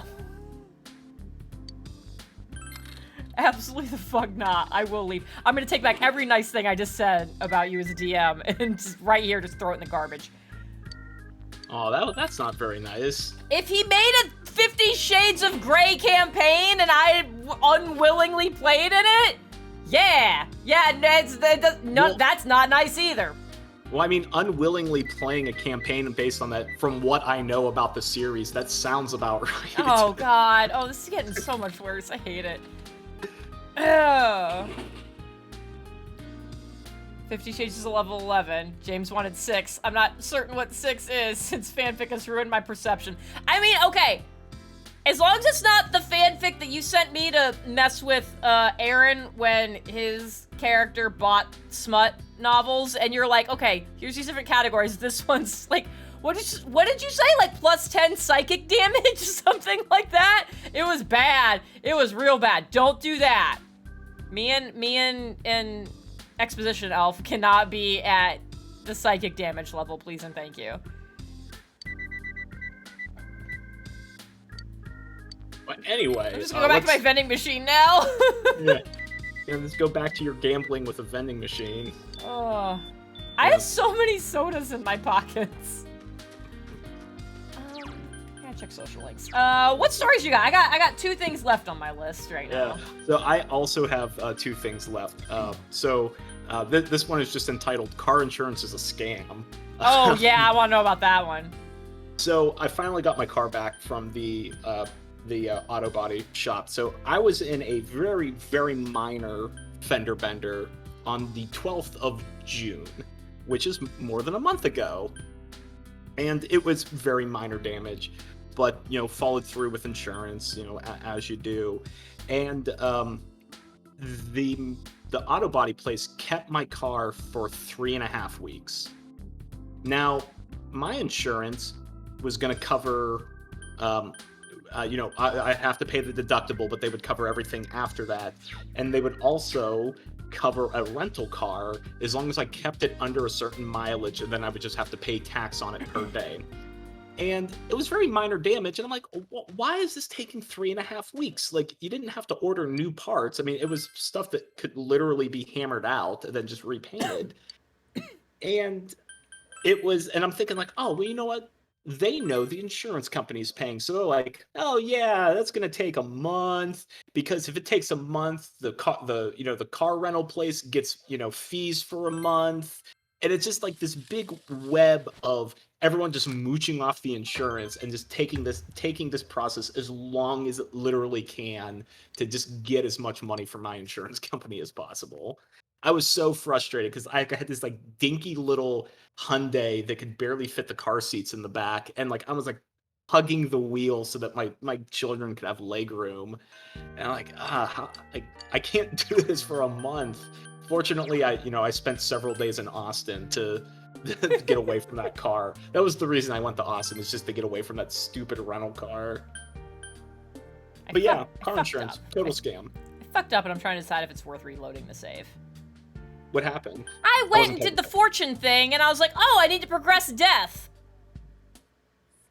Oh, yeah, that was... that was a waste of an evening, but I don't know if it's worth reloading for. Yeah, it's not. Yeah. Like, okay. if you wasted an afternoon, that would be That'd you be need to different. reload. Yeah. Yeah. I need to find what's his butt. I don't remember where what's his butt hangs out. Which butt? Saki butt. He may not be available today, but Yukiko's... Did we get Yukiko to her third persona? Fuck, I don't remember. How do I check? Go to status, and then go to Yukiko, and then hit persona status. No, we did not get her third level. Oh, that's for the third one? Okay, so I need to go talk to her again. Okay. Yep. Hey! Hey! Yes! Not like later today. How about like right now, though? Yeah, like right now. She just wants to spend some time with you. Let me just go tell Laura Bailey real quick. Thank you. Can she come along too? Oh. Just to observe. Just to observe. Make sure everything's fine. Oh no. I'm sorry to ask you here so There's suddenly. no music. It feels a bit awkward going home today. Deliberate. What's wrong? Well, I brought another boy home. it's Customer's Day for me today. What is that? What does that mean? That's a day when the inn's employees take turns being customers. What is that?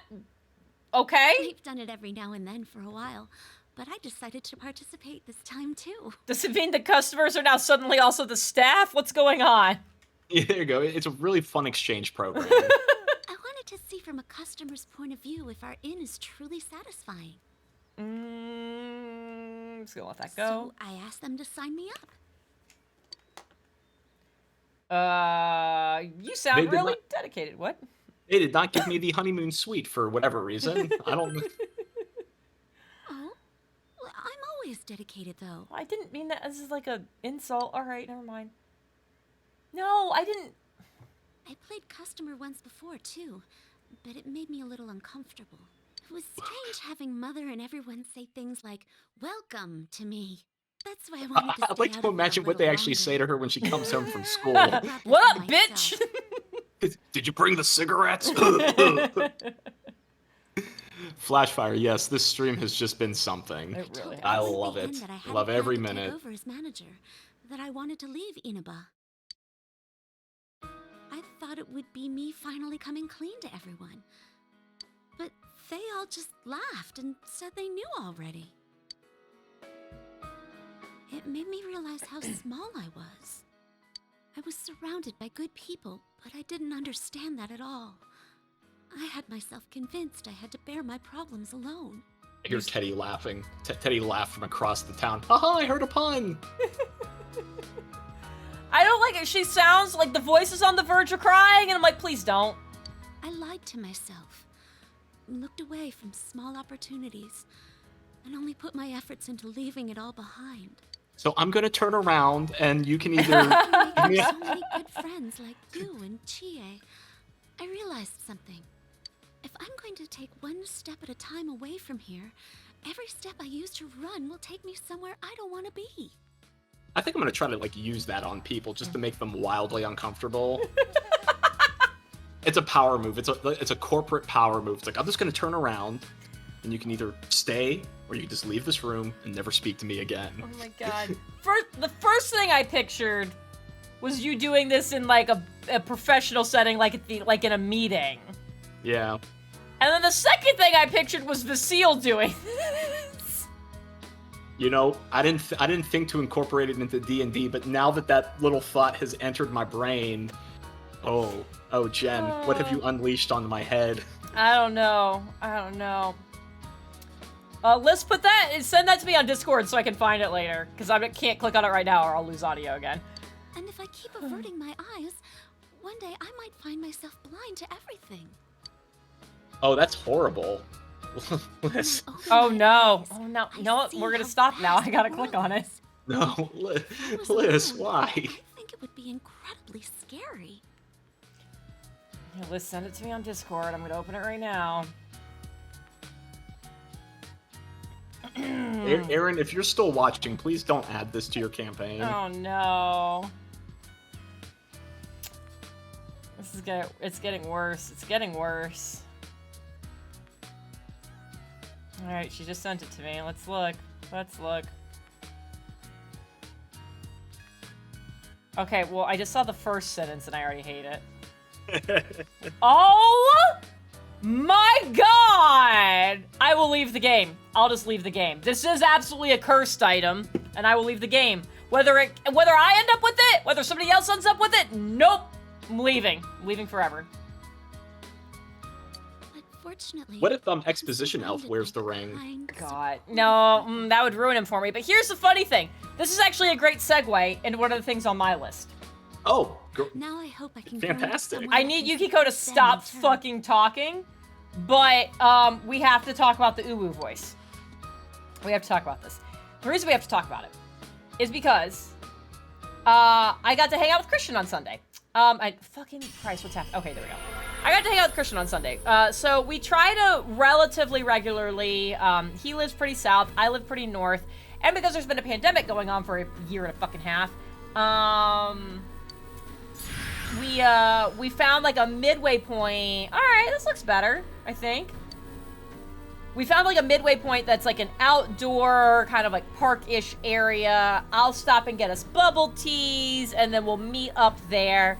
And we'll just hang out for a couple of hours and like catch up and talk and all that good stuff, so we can like be outside for safety and all that stuff, and it's great. And we didn't get to do it for a while. 50 Shades of Fae. Oh no! Who helped you come up with that? I hate that that's good. Oh, E did it! Fuck, god damn it, E! No! Everything's coming up Jen tonight. 50 Shades of Fae is actually very good for a D&D fanfic name. Fuck. Okay. So we try to meet up relatively regularly. We try to do it like at least once a month. We kind of end up on like a 3-week rotation. It's a little bit more often than that. But summer schedules got really weird. And we, let's see. I gotta think about this for a second. Severe fire to all foes. So yeah, we're gonna replace that one then. Yep. We didn't get to hang out for like 2 months. And so we finally found time, hung out this weekend, and we were talking about stuff. And much like Persona, our Persona nights, we will talk about everything else we possibly can, and then we inevitably end up on D&D, and that's the rest of our hangout time is talking about D&D. Because he's in a campaign with he has like other friends. It's super weird. Rude. I know, right? So he has a group of other friends that I know nothing about. other than the fact that they play D&D together. So like they'll talk about that one, and he'll ask how like Breach is going. Because at one point he's like, I should watch Breach, because he's like also friends with Mally. He's like, I'm gonna watch it, but he's decided he just really enjoys the Cliff Notes versions that he gets from Mally and I, to the point where he's like, I don't think I can actually watch it. I just need to know your version of it. I was like, that's fair. So we were talking about things, and then also he was like, hey, I know you said you were doing like a one-shot with some other people recently. Like, how did that go?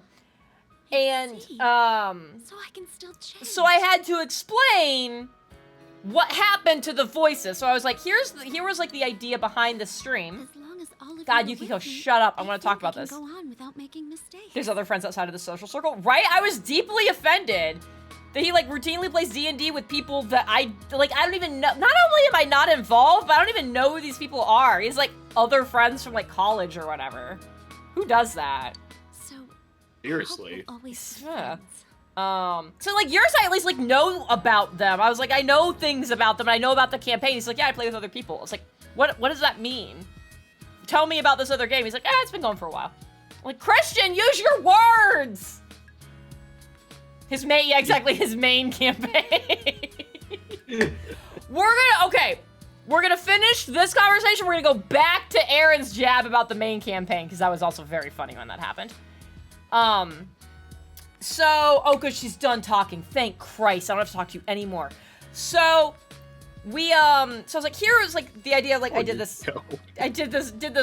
one shot. There was this thing, and people could tip certain amounts to cause certain effects. And one of the things was like make people do a voice or an accent or whatever.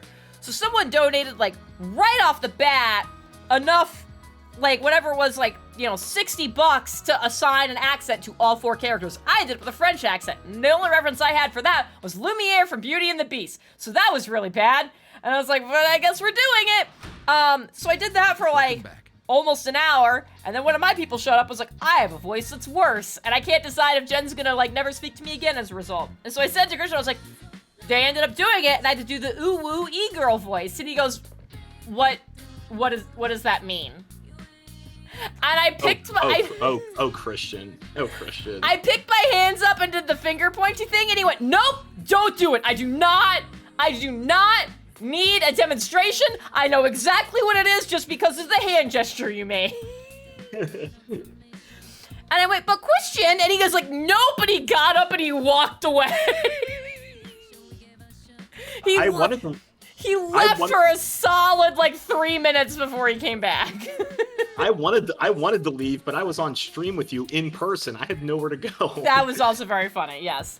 I did end up recapping that you called it in real life psychic damage, and he snorted and was like, yes, that is absolutely what it is. But yeah, he was just like, nope, don't do it. And so I had to be like, oh, but Christian. He's like, no, I hate this, and he left. I actually twitched when you said that, because it just like went right into my head, and it's like, ugh. God, it was so terrible. It was so bad. I hate it. PTS uwu. Yeah. Anyways. How was that segue? What do you got? I've only got one other thing left on my list. I also only have one other thing left on my list. So I sent you a screenshot of a meeting I had to attend at work. Yes! So for those who don't know, I do predictive modeling at a healthcare company. I have to say predictive modeling because when I say I do modeling work, people usually give me the up and down and go, hands? And because I'm not built like a traditional model. James, I love you so much. I'm gonna eat a whole crab out of the fridge, by the way. Well, that's about on par for how the stream has been going, but go on. Oh my god, it's alive! Yeah, I'm leaving now. Anyways, bye.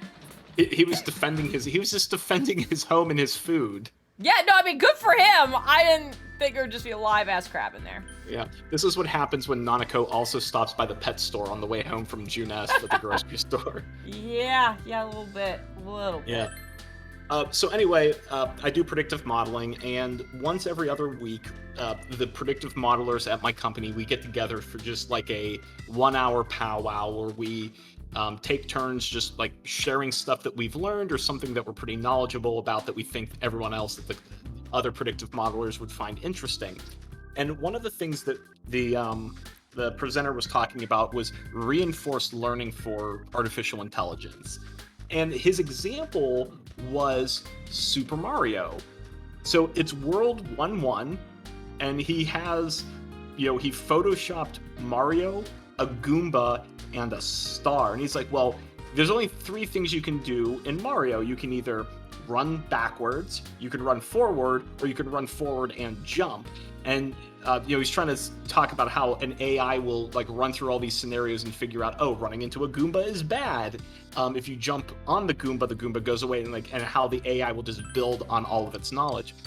And I realized in that moment, it's like, oh, this poor child, he grew up in the N64 version of Mario, because World 1-1 from the original Mario Brothers, you were not trying to get to a star. You were stalking a princess, and her friend Toad kept saying, oh, she's in another castle. And then she could come out, like, is that stalker gone? And he's like, yeah, he's gone. I sent him to another castle.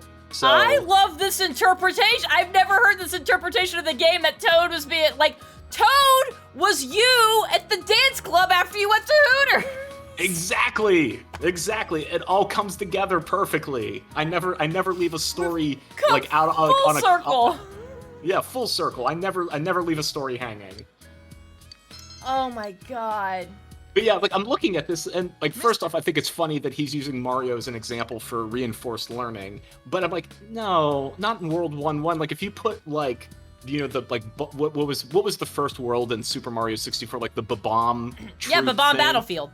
Babam Battlefield. Like, that would have made more sense. No, he went for World 1-1, and I'm thinking, no, you're not getting a star in World 1-1. There's only 1 star there, and it just makes you invincible for about 15 seconds, which is all Mario needs, because he's fast.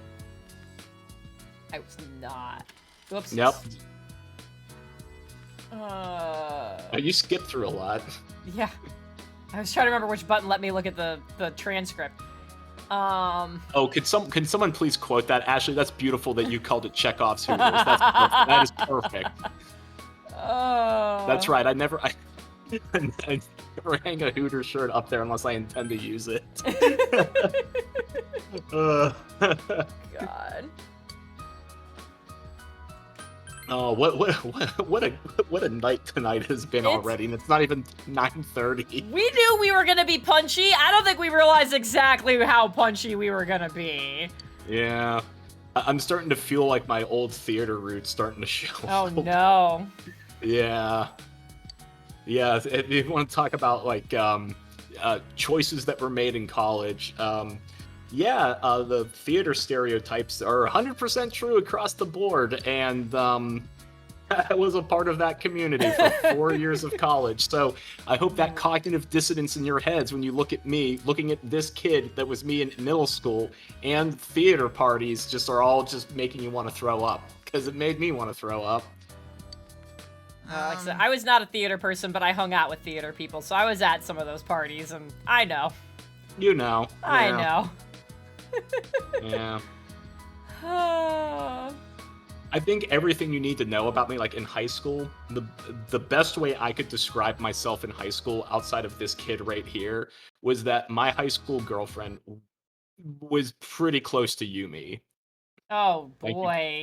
Thank you for stopping everything. Yeah, no, I'm stopping everything because I need to fix the quote, because Liz did not attribute it to you. So I'm fixing this right now. Or didn't attribute it to Ashley. Ashley's the one who said it about you. And I was like, I gotta fix this right now, because if I let this go, it's gonna be bad. Oh, it's already bad. We're just... I'm the guy playing the violin as the Titanic is going down. It's just... Oh, boy. God. Yeah, but... Yeah, so, yeah, Yumi was like when I first played this game, I'm like, oh, that's a very familiar person. Oh, I know that. No. I know that archetype perfectly. That's so bad. Yeah.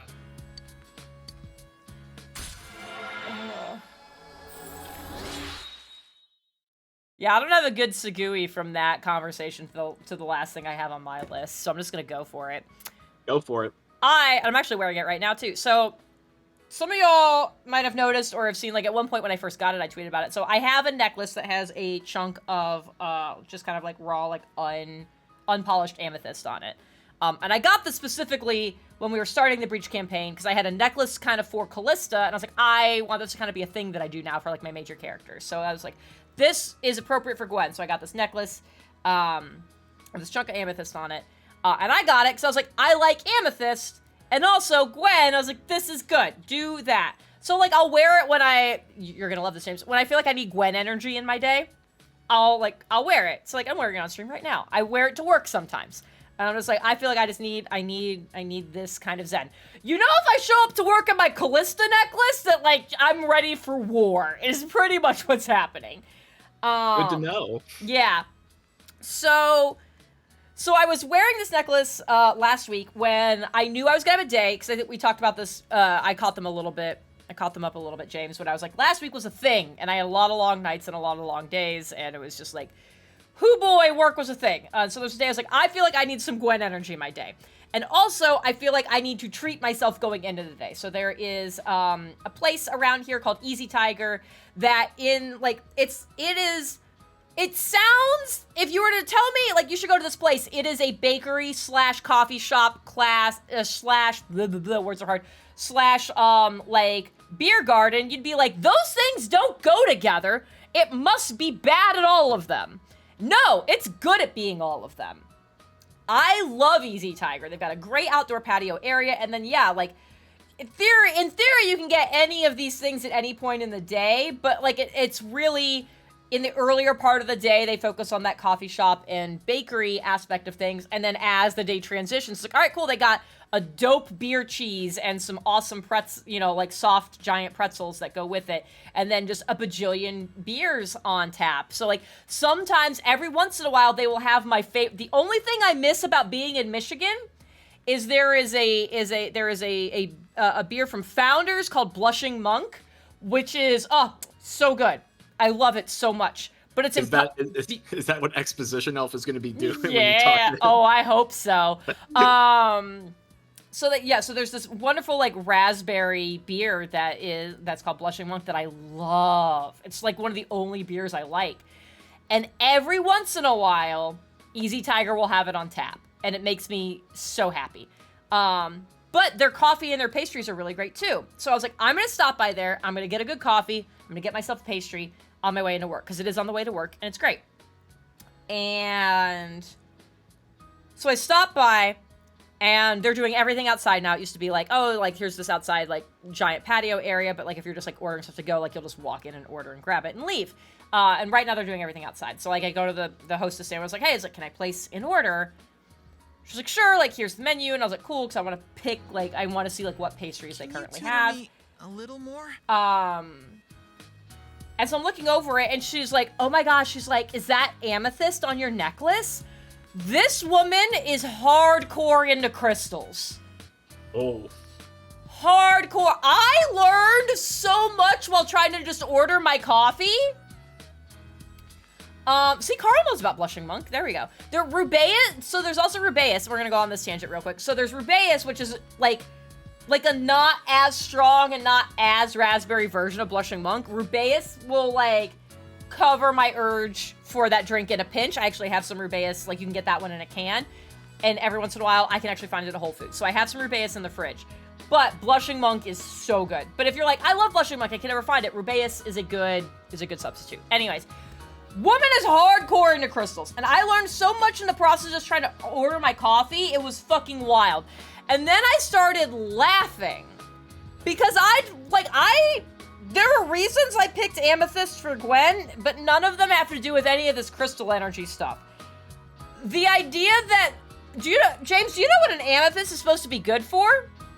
You know, I don't. I could tell you about Tarot Arcana and the Minor Arcana. I could not tell you a damn thing about crystals. Yeah, other than their carbon makeup. Yeah, exactly. Make a nice crystal. Yeah. Yeah. So apparently they're really good. They're supposed to be for reducing anxiety and stress. They're supposed to be very calm.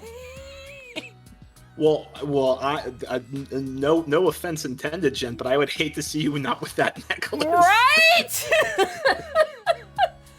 that necklace is working. That necklace is working overtime. Right? I was like, yeah, of course Gwen is like super like, I need this so hard. Please put this on me. Yeah, and actually, like, I want to make it very clear. She wasn't like lecturing me on it. She was just like, oh my god, you're wearing a crystal, and like, I'm gonna bond over this. And so like, I wasn't getting a lecture. She was like, oh my god, I love amethyst because like I really need this energy in my life, and like here's what I've been going through, and this is why I picked these crystals. And then also like, I just ordered this one to do this, and I'm so excited for it to be here because I just really feel like that's missing. And like, it was that kind of thing. It was not lectured, but I was like, oh my god. So then I had to like, of course, like the things she said, I was like, I gotta go Google some of this. And I was just cackling the whole time. I was like, yeah, this is 100%, like, this makes sense. This absolutely makes sense. Son of a bitch. Now I'm mad. Well, you know what? Think of it this way. You leveled up her social link. I really did. I really did. So that's wild. I love people who will just randomly solicit advice. Yeah. Oh, you're another Marie Dream. Great. These are my favorite. I hope she's okay. I'm sure she's fine. Well, if this was Aaron who wrote this game, I know she's very not. Oh. No, there was actually a time that I can't believe I have a segue for this, but there was a time where pee-pee. Your friend's going pee-pee. I'll wait for Margaret. I mean, you can tell your story. I can wait for Margaret. Margaret can fucking wait. She probably won't talk because Margaret's VA either very bad or very expensive. One of the two. Or both. So I love unsolicited advice because I always like figuring out, what was the initial context and like what sort of mental gymnastic did the person have to go through to feel like, no, I need to tell this stranger this vital piece of information. So several years ago, before Just's youngest daughter was born, I was up in Pittsburgh visiting my family, and we were at the Botanical Gardens in Pittsburgh. Lovely. If you haven't seen them, please go. Spend a lot of money there. They need it and deserve it. It's a beautiful botanical garden. And as we're walking, my daughter was just a hair under 2, and this man, like the very normal looking guy, like was not giving off any bad vibes, walked up, looked at my daughter's hair and goes, she has blah blah, like Latin word. It's they call it uncombable hair. And sure enough, like I knew my daughter's hair was very hard to comb. Just like the way she has very curly hair now, but when she was younger, it was both wavy, curly, and straight, kind of all mixed together. So like there was this patch, like a mohawk, that we needed to either put clips in her hair or like gel it down because it just would not stay put. So apparently the guy said, yeah, I'm a pediatric dermatologist, and the shape of her hair follicles cause it to do that. And I'm like, oh, okay, cool. His son, who was probably like 12 or 13, was there, and he said he looked annoyed, looked over his shoulder to his mother, goes, Mom, Dad's doing it again, which tells me everything I need to know about that situation. That there was a pediatric dermatologist in Pittsburgh who gives unsolicited medical advice to people at the Botanical Garden, apparently. Perfect. And that's so much of an incident that his son has to say, Mom, Dad's doing something weird. No, it's not that. It's that he's doing it again. God, I love that. You know what I don't love? What? What's happening in the chat right now? Okay, let's see. What is happening in the chat? Don't read it out loud. I don't need this in audio form. Okay, that's fair. So how's your history class going? History, not great. I was distracted by what's happening in the chat. I just need you to catch up on that. Huh. Yep. Huh. Yep. Yep. Huh. Uh-huh. I'm gonna have to be so careful about all the things I say forever. Yeah, I think that's just generally a good policy, but... God damn it, you guys. Alright, well, it's the end of the day. I should go make memories with everyone, like Exposition Elf. Alright, let's go. Yes. What? So who would Exposition Elf be in this game? Oh, Let's- man. I don't know enough about him, and I don't know if I know enough about, like, apparently there's a number of characters I have ignored. Hi. Hi. Where's... that's probably better to hang out with her, though. Let's see. Yosuke's at 6. We didn't, did we get 3rd level Chie yet? I don't think we did. I don't know. Will she have an exclamation point if that's a thing? She will have an exclamation point over her head. Okay. If that is a thing. Can't wait No, for... she's not there. Alright, well, fuck you. Can't wait for Jen to I go guess- read the markers. Oh, no. That's bad. Okay. So we got The markers are gonna be great for this stream. That's gonna be so bad. Does Margaret... No, does Margaret have a 3rd? She doesn't have a persona! What am I doing? Rise, I think we did. Yeah, Rise we did. She has the like the multi-armed telescope Oh, with yeah, planets floating that's around right. her. Naoto's? We did Naoto. Okay. Cool. Okay. I guess I is my best option right now because I don't have I have so many. James, I need you to know that on my rupee redemption list, I have 1, 2, 3, 4, 5, 6 for Saki. 64 Saki. Got Yes, it. 64 Saki. There we go. That sounds like a night in Tokyo. Yeah, so, like- what did you do? 64 Saki. So would he be around here, or is he in town by the liquor store? He would be on the first floor staring out of the window. Okay, cool. I believe. Yeah, if it's not a school day, he would be by the liquor store next to Kanji. But it is a school day, so he would be here. All right, cool. Yeah, we can do whatever we want then. Oh, I guess I. Yeah. Ooh. Oh, that's right. I forgot you had a crush on Soccer Boy. Oh God! All right, we'll go talk to Soccer Man. Yeah, Soccer Man. Soccer Man, Exposition Elf. Yeah. Well, where the fuck is he? Maybe he's busy today. God. All right, so we're not doing that either. All right, let's go to town. Who else do we fucking got? Yosuke. The Fox. That's too much work. Yeah. The Fox is a lost cause at this point. What is today? Wednesday? Nope, can't go to the daycare. Cool.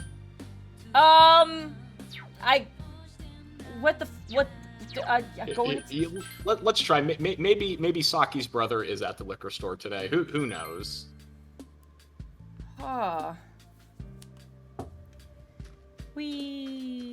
Running. I mean, if worse comes to worse, you could always take Chia to the hot springs. It's fine. It's perfectly fine. Rise won't mind at all. Which one are you? Hey! Oh, there you are. Oh. Hello, sir. I like that I have the... Go ahead. Because you have Hellbiker, you're gonna level up this You're gonna level up this social link faster, brother. Yeah. Yes. That was horrible. That was horrible on my throat. I was like, it didn't sound very pleasant. So I like that I've got Nick Cage in my pocket, so this social link will go faster. There you go. So because I completely ruined my voice there, and I'm actually out of water, I'm gonna step away and get some more water. All right, so how about we actually take a full-on break, because I was really good about drinking water today. I have to pee. Okay. Full-on break, everyone, and then that means D&D time at the top of the hour. Yeah! All right, everybody go. Stretch your legs, grab some water, grab a snack. We will talk about D&D when we come back. I kind of rhymed. There. Sure. I said grab a snack, and when we come back... Okay, anyways, bye. Hey, welcome back, everyone. It's a time we're going to do the things with the stuff. We're at Ramen Place. Ramen Place. Hey, one of my Tuesday traditions, specifically because of this ramen place, I go get Chinese food for lunch every Tuesday to kind of like get me in the mood for Persona. And I got a really good fortune cookie today. James has to Jen. get himself in the mood for Tuesday night. You know, Jen, I'm old. Like, I gotta like work up to it. Leave me alone. All right, continue with your story about the fortune cookie. Anyway, so this fortune cookie was particularly perfect, chat. Not only because of the fortune cookie game that you can play, but the contents contained within, even if you don't play the fortune cookie game. A leader is a person you will follow to a place you wouldn't go by yourself.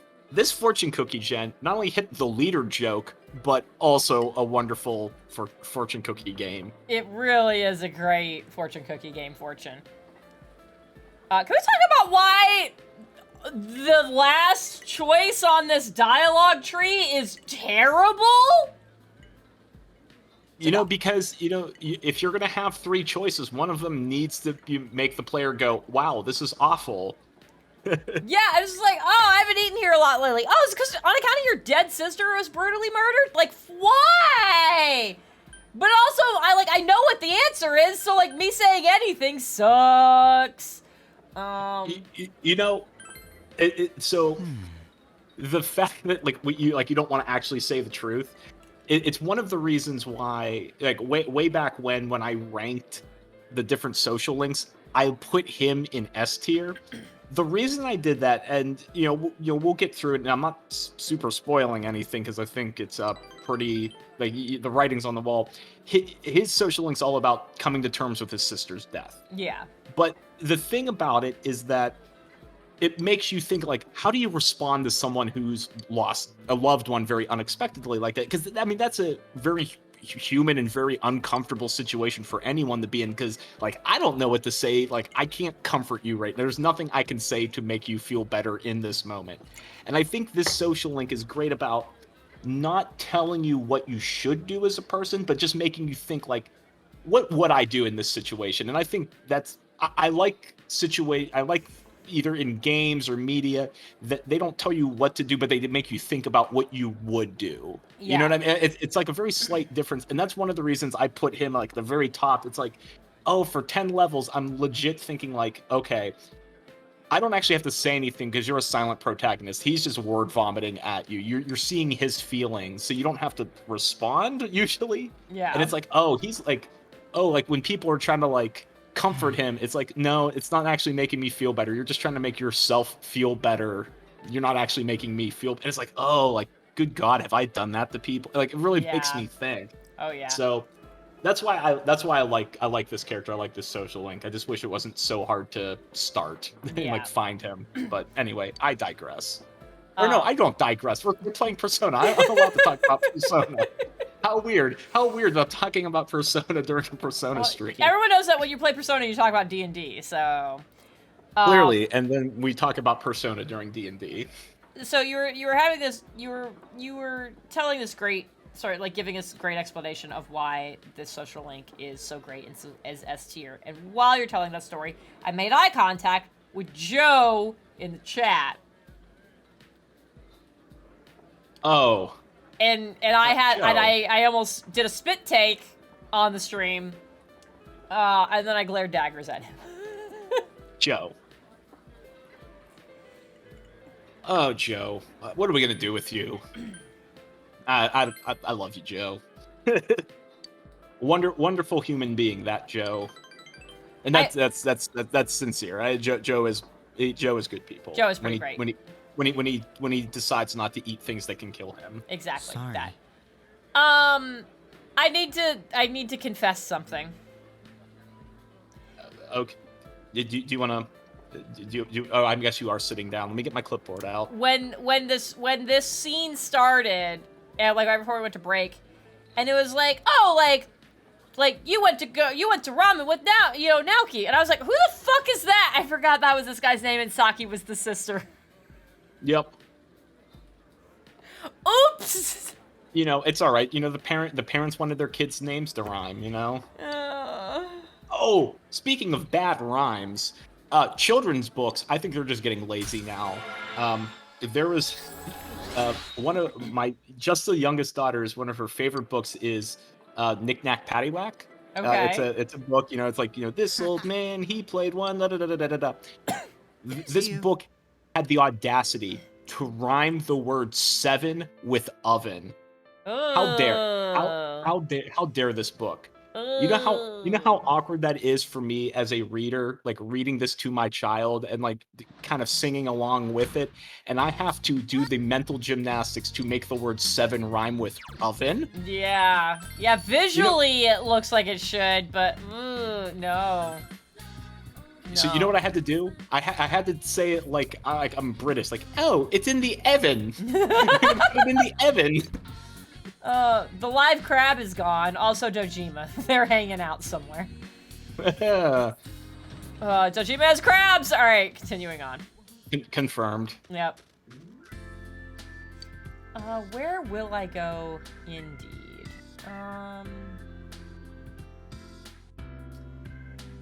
I get what's a Wednesday. What do I have on Wednesdays?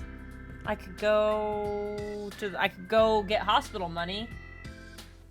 I guess I'll do that because none of the other social links are like really high enough. I'm hitting the wrong button repeatedly for it to be worth going to the shrine. Yeah, get your hospital money. Even though we're not gonna need any more money for the rest of the game. Definitely but, no more money. Can I? Yeah, definitely. Can I spend time with Adachi at the shrine? I think you can actually. I don't see why not. I just need to go find out if this is an option. Like clearly it's not gonna actually do anything, but I just need to know if he shows up or if the game goes, what the fuck? Yeah. Joe, who hasn't with the nurse? Oh. Probably Dojima while his stitches were getting. That's why his stitches kept falling out. Oh, gross. It was because of the nurse. Someone Welcome else. home, Daddy. Who's this? Is this the nurse? My God! He's here. I just saved, right? Chat, did I just save? I think so. Even if it will be worth it. I want to know, like, because it can't actually level up at this point. I want to know if the game is like, what the fuck are you doing if you click on it? No, it doesn't. I'm just going to waste an evening. It says go directly to jail. Do not pass go. Go directly to hell is more like it. Yeah.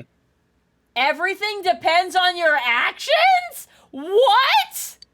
Not gonna lie, I have never seen that in 3 playthroughs because at no point did I think, oh, I should use this blessing on a level 9 Adachi. There you go. You're welcome, James. You've finally seen something new in the game. I've learned something. Carl, bringing up Go the F to Sleep, which is a wonderful book, by the way, especially when Samuel L. Jackson reads it. Here's a fun fact for people who played Persona 5. The voice actress who plays Morgana, your talking cat who constantly tells you to go to sleep, did a reading on her YouTube channel of Go the F to Sleep in Morgana's voice. Aaron, shut up! I know, and I don't need you reminding me of that, because I have enough anxiety about Arturo.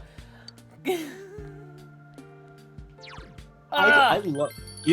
this is one of the things... Jeff, I don't know if you're still listening. Jeff has this amazing ability to turn off his D&D brain after the game is over. Fucking wild. Like you and I, we stress quite a bit about like contingency plans and plans within plans, like this intricate web of like, if this happens, then we know we're gonna do this. Us having 2 months to dwell on stuff was terrible. Can I just say that? It was bad for us. Just as human beings, it was not good for our health. But yes, we do that. we really get involved. Yeah. Anyways, yeah, Jeff being able to turn off D&D brain. Yeah, so that is a skill that I very much admire about him. I don't want to go full blown into this like throwing like 3 minutes of praise his way, but that's just like a warning shot of praise. A warning shot. Yeah, I can't. Oh, I should go look for what's his butt so that I can talk to I. Boy. Yeah, I forgot about that. And the fun thing about I and Soccer Boy is that if you decided to play basketball, her crush would be Basketball Boy. Interesting. Yeah. And they apparently Soccer Boy and Basketball Boy like wildly different people. All right. There he is. Hey, hey, buddy. Yeah, you have something on your face. It's a Band-Aid. It's been there for several months. I feel like either one, you need to like, if there's still actually some kind of like injury or something there, like you need to go see a medical professional. It's gonna get gangrene. It's gonna be bad. If you're just wearing it as a fashion statement, I hope you at least change it routinely. Yeah, I hope he changes it every day. Yeah. So, Liz, you said a lot of things that I agree with. So, yeah, I agree. I like Basketball Boy better than Daisuke. Yeah, Morgana is also Hina from Danganronpa. That is true. So, other Danganronpa alums in Persona 5 on Takamaki is the same VA who does Kyoko.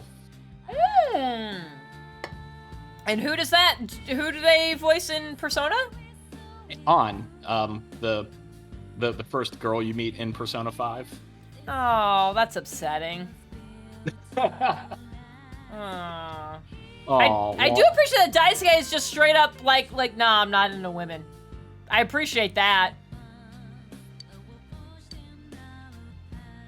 Okay, well now I'm confused, but alright. Huh. Alright, so I guess I get to go talk to Ai now. Yeah.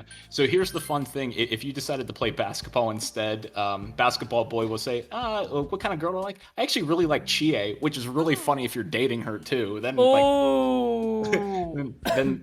then cutscenes happen. But anyway, we won't see that this playthrough.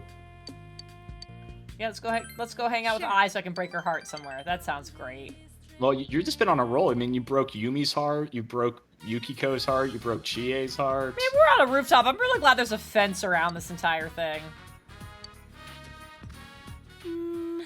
Yeah, I definitely asked him.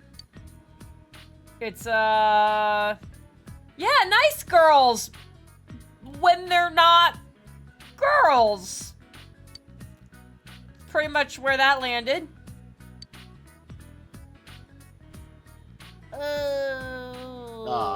This is uncomfortable for so many reasons. He says he really likes a girl that wears a Band-Aid over her nose. Is she super pale or is she wearing tights? She's wearing tights. Are we sure? I am sure she's wearing tights because it doesn't match the color of her hands. That doesn't mean anything. Maybe she just routinely wears pants in the summer, so she never gets any kind of tan, but like her hands are clearly exposed because she doesn't wear gloves. I think they're leggings. Yeah, you don't really have a good explanation for that, do you, buddy? I don't. I really don't. I agree with the senior most person on this stream.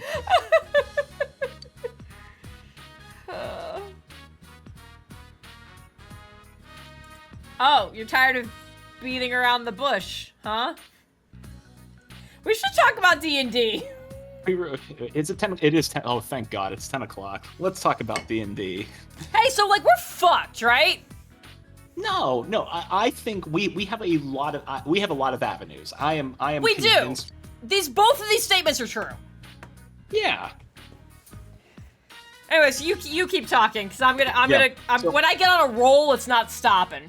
I hope Aaron's not here anymore. Shh, no, he probably is. It's fine. Just pretend you didn't hear any of this. Okay, so here's my conspiracy theory, Chad and Jen. So after our last Breach game, Jen and I were talking about the actual options that we have before us to pursue the spy thread. We have several, and I think they're all valid and they could all bear fruit. One of them can bear fruit and still help. All of them can bear fruit, be very great. Here's what I think. Are you making Yumi jokes right now with this bear fruit bullshit? No, I'm not. If I was, that was completely non-deliberate. Accidental. That's the word I was looking for. This is why I'm not writing the fanfic, because I can't word good. What did I say in the last stream? I was a good murder solver? Was that it? Yeah, that was your good murder solver 3000. Anyway, here's what I think is going to happen.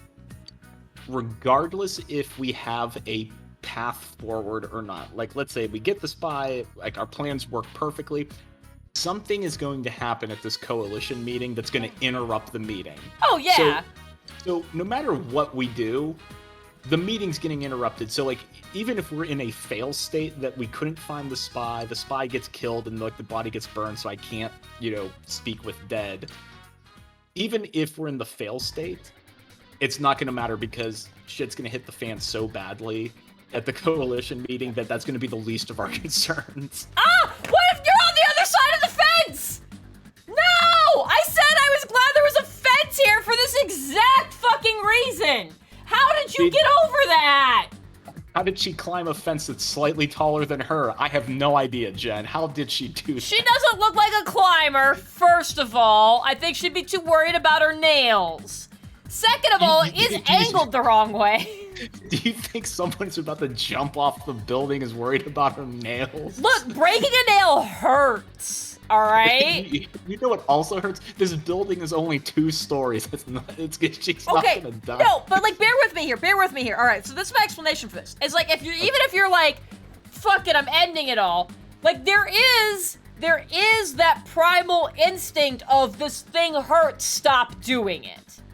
That you can't, like, in that moment, you won't necessarily be able to override. So if you've got your nicely done nails, you go climb this fence, and you rip one, that hurts. And I don't know if especially her, I don't know if she's gonna be able to override the idea of like, this action hurts, stop doing it, let go of the fence, in order to hang on to the fence to keep climbing it to throw yourself off the building.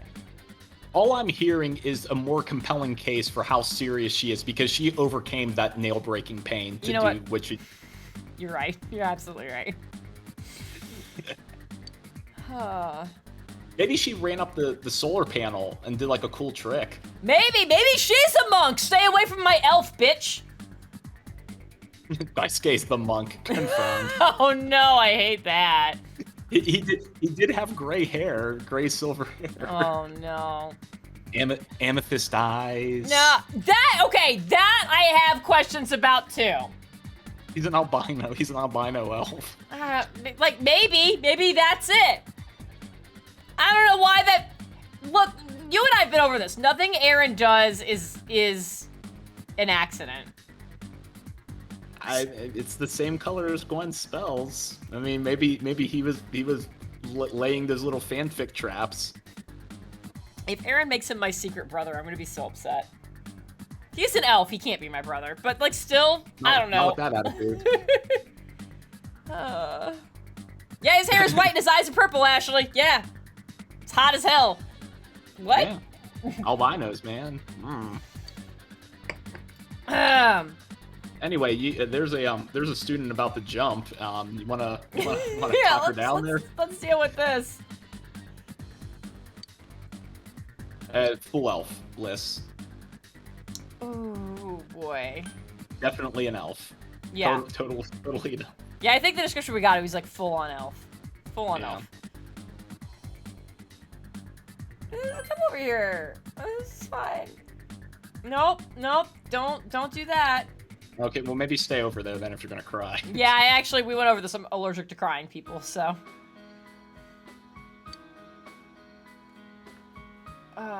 Alright, we're gonna have this moment. Anyways, so yeah, so like, here's where I'm at with the breachy things. Okay. Is yes, we have several avenues.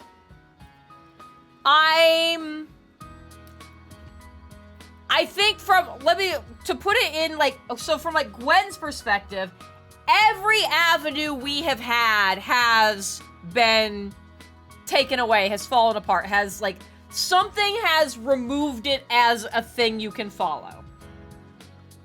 That is a true statement. Like all of them. So like at some point you start going like, what do I even do anymore? It's like, yes, we have these things right now, but like there's no faith that like that will actually go anywhere. It's like, yeah, all right, cool, we got these corpses now. Yeah, we could try to talk to them. It's like, what is that? What can actually come from that? Because everything else has been blocked by something. So from, like, her perspective, like, that's also one of those things where, like, towards the end, it's like, yeah, clearly, like, we still have this one corpse. We are guarding it. Gwen knows that you will be able to talk to it in the morning. But it's still like, what do I even do? What do I even do? What do we even do at this point? Because there's the idea of, like, something... She is not convinced that, like, something won't happen to prevent anything good from coming out of that. Or anything useful from coming out of that, I think I should say. Whether it's that, for whatever reason, the spell doesn't quite work, or we just can't get the information we need out of this thing, or something happens where, again, somehow, despite the fact that we've been watching it, the body fucking disappears, because that's been a common theme. And it's like, cool. Even if we get to do this, what then? There is this assassin who is clearly very aware of all of us, and it's not that she's, like... It's not that she's necessarily worried about the assassin in the, like... Gwen is very much in the camp that death is not the worst thing that can happen to you. She's very much in that camp. 100%. You could hear ooh voices for the rest of your life. That's pretty bad. Why would you say that? Why would you say that? So, like, this guy being like, yeah, back off or I'll kill you. It's like, all right, whatever, edgelord. Like, not a big deal. But is more concerned about the implications of, like, cool, all right, like, this is another piece of information. What do I do with that? Not worried about, like, the death thing of it, but it's just being like, okay, like, means what she kind of said at the end to Arturo of, like, if we can't figure this shit out and be able to present things in a way that is accepted by the coalition when we get to this coalition summit, it's like, all right, if this results in war where it's like Stormiel versus the rest of the fucking coalition, because the coalition's like, yeah, you guys, like, these are all acts of war, like, you did these things, this is bad. If it ends up being that, she is going to absolutely feel like this is her fault. That's a lot. That's a lot for a person to process and feel responsible for. So, like, even though there are avenues, I think she has definitely reached a point where she's like, what even is the point anymore? Like, I don't believe any of this is actually going to go anywhere. I don't think anything's actually going to be solved. And when this inevitably ends in the worst way it can, it is entirely my fault. And there is going to be war and bloodshed on her. So, like, she's not great right now. She's not great right now. But then we also, if you back up a level, I'm like, part of that is me going, cool, I don't know if we're gonna get the shit we need to. Like, we have to get actual information out of this body. Or, I've said this to you repeatedly. I think I said it last week. I think I said it the week before. I legitimately do not know what to do at this point. When the Baron's bodies disappeared, I was like, I don't know what to do. I do not know what to do with this. Holy shit. And then we found this, and then now all these other bodies the Selsveen people are dead. And I'm like, I hope we can talk to them, because if we don't get anything out of that, I, again, do not know what to do. My puzzle brain is at a loss for how to proceed in a way that does not end in Selsveen being able to point at Stormiel and be like, y'all have effectively, like, harbored war criminals and fugitives of, like, people who, like, did X, Y, and Z. You're responsible for this. And, like, the coalition goes, like, I mean, yeah, I guess. All right. And, like, if we don't get shit we need to out of this body, I don't see how that doesn't happen. I just don't. And I hate it. And I'm sure there will be other avenues, like, other things that will pop up. But at this exact moment, if you're like, if we left for the summit tomorrow, I got fucking nothing. Well, the good news is that we are not leaving for the summit tomorrow. Thank God. I do need to check with Aaron. I think we're like 4 days out, 5 days. I hope it's 5. But I feel like we might be less than that. Yeah. So let's go over the things that we do tangibly have, or at least the evidence we have at hand, barring what could happen the next day. We have, so Arturo scried on the bag that had the matriarch symbol in it. Yes. Except he doesn't, I say he doesn't necessarily know that symbol was in it, but like, let's be honest, he knows. He knows I've hidden it, and I don't want that conversation to happen either. Yeah. Well, here's the thing.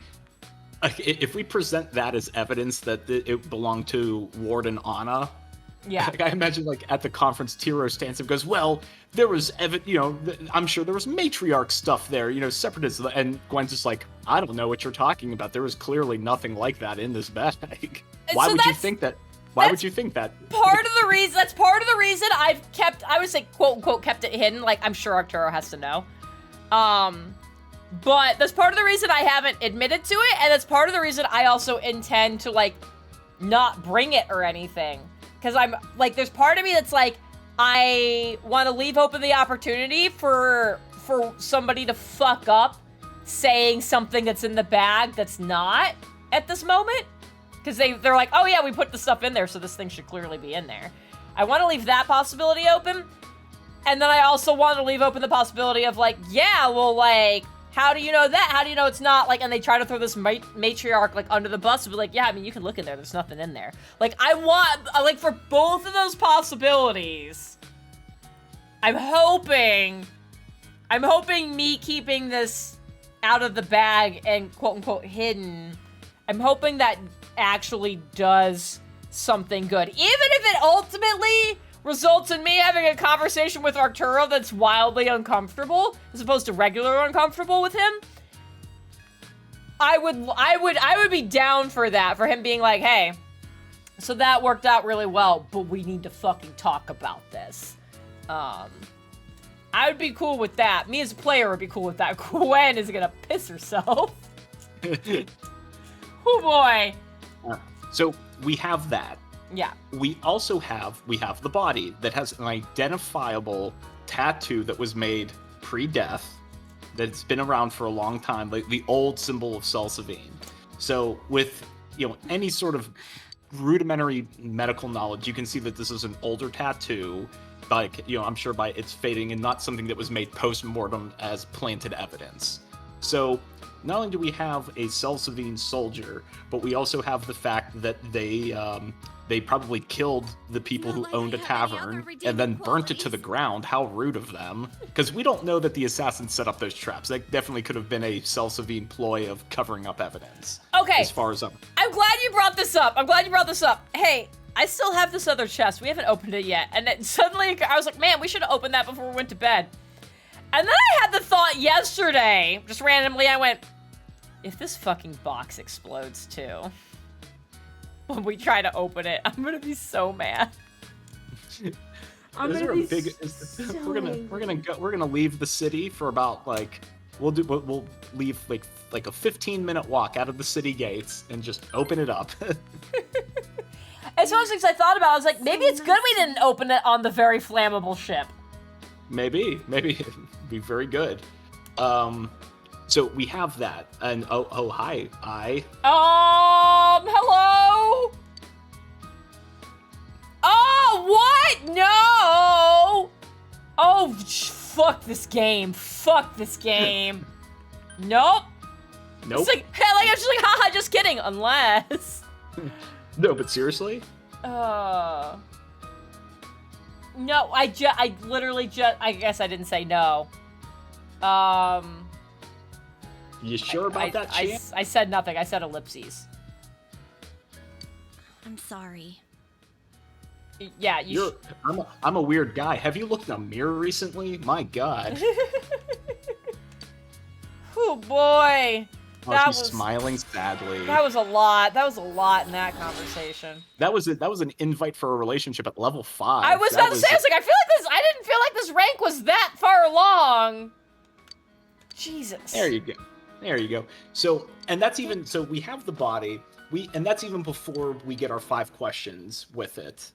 So that can only bear fruit, and if it doesn't bear any fruit, we still have the body with the tattoo, the tavern burning down, the aggressive actions that Selsavine covertly took in a foreign city, which I also get the sense that the disposition of other kingdoms are generally not favorable to Selsavine. So like if we're thinking of it from a strictly DC standpoint, probably a lower DC than if we were in like an actual court of law trying to defend ourselves.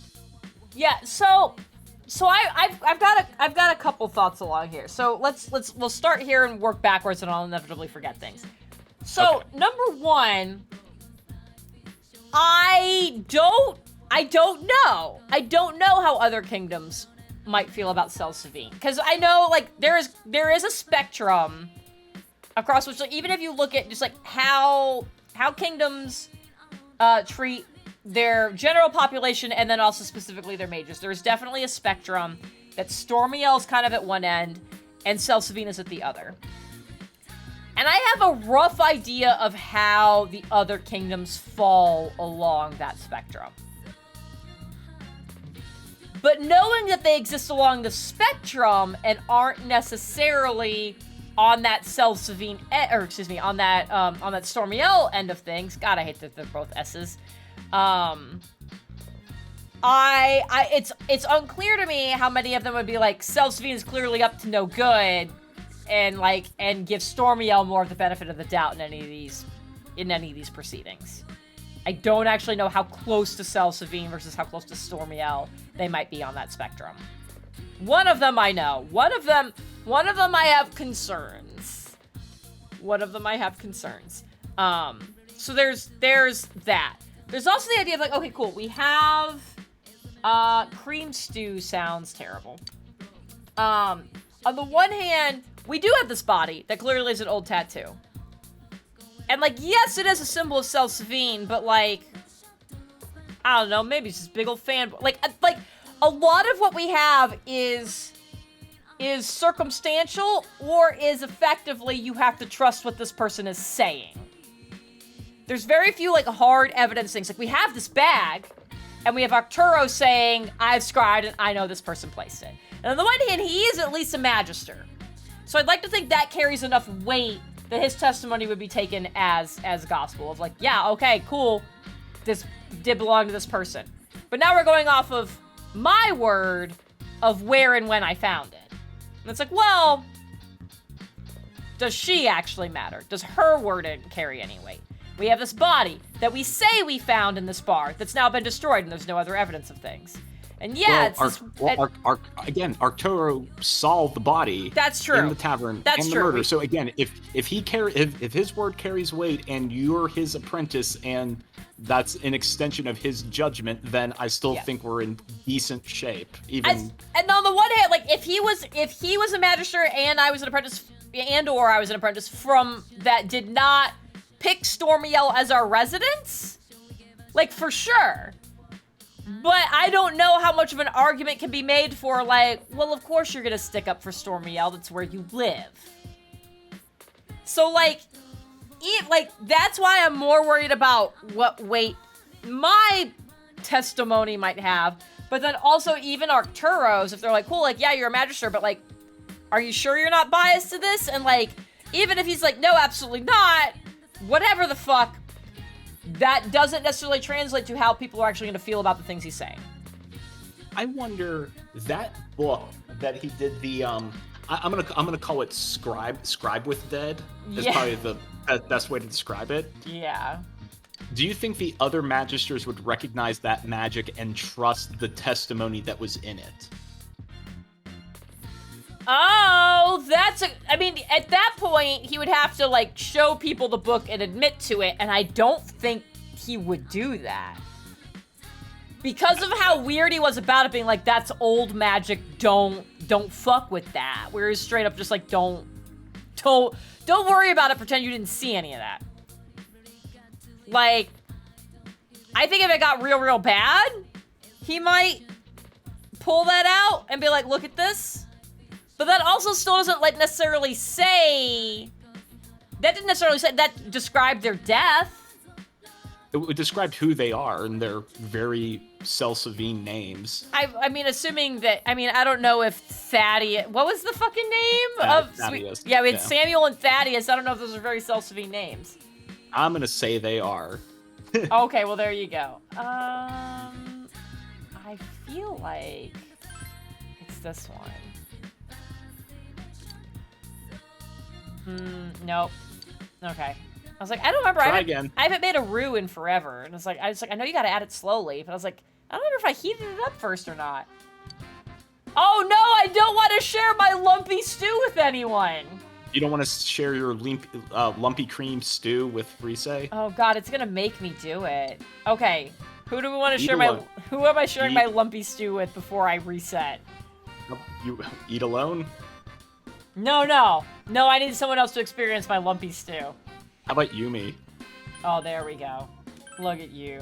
Look at you. God, there's so many fucking people.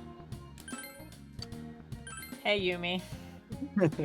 Oh, you came back. I know I rejected you. Here's my lumpy stew. I want to make my feelings 100% clear here. God. Well, okay. She's crying! It's just another life experience! Oh my god! You try making better food, Jen. Incredible! So, Liz, Vasile actually is a very human name. It's actually a Greek name, and Greeks tend to be human. So, Tend to be, not necessarily. Oh. I don't know every Greek person, Jen. I'm assuming. Oh man. Yeah, so anyways, like on the one hand, I feel like Aaron is a fair DM. So I don't imagine that he's going to, one, shut us down entirely when we talk to this body, and two, shut us down entirely when we get to the summit. And it's like, no, it's like you don't have any hard evidence. You have this thing that this person says came from over here, but like, how do we know that?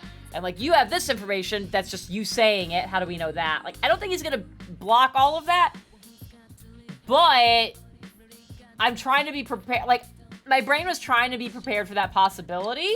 It's like, cool, how do I answer any of this stuff? And it's like, I don't have that answer. I don't know. What the fuck? You're losing your touch, Jen. No, that's not. You don't dump in all the milk. I know this. That's the only other option. You know, it'd be really wild if the game was just effing with you and all of the choices make a poor dish. Oh, I'd be real mad. Sometimes you just can't win, and the game's letting you know that. I'm gonna be so mad if I do this third option. I don't know if I'm gonna be more mad if I do the third option and it works, because I know it's wrong. Or if it still continues to not be good. We'll find out. I don't...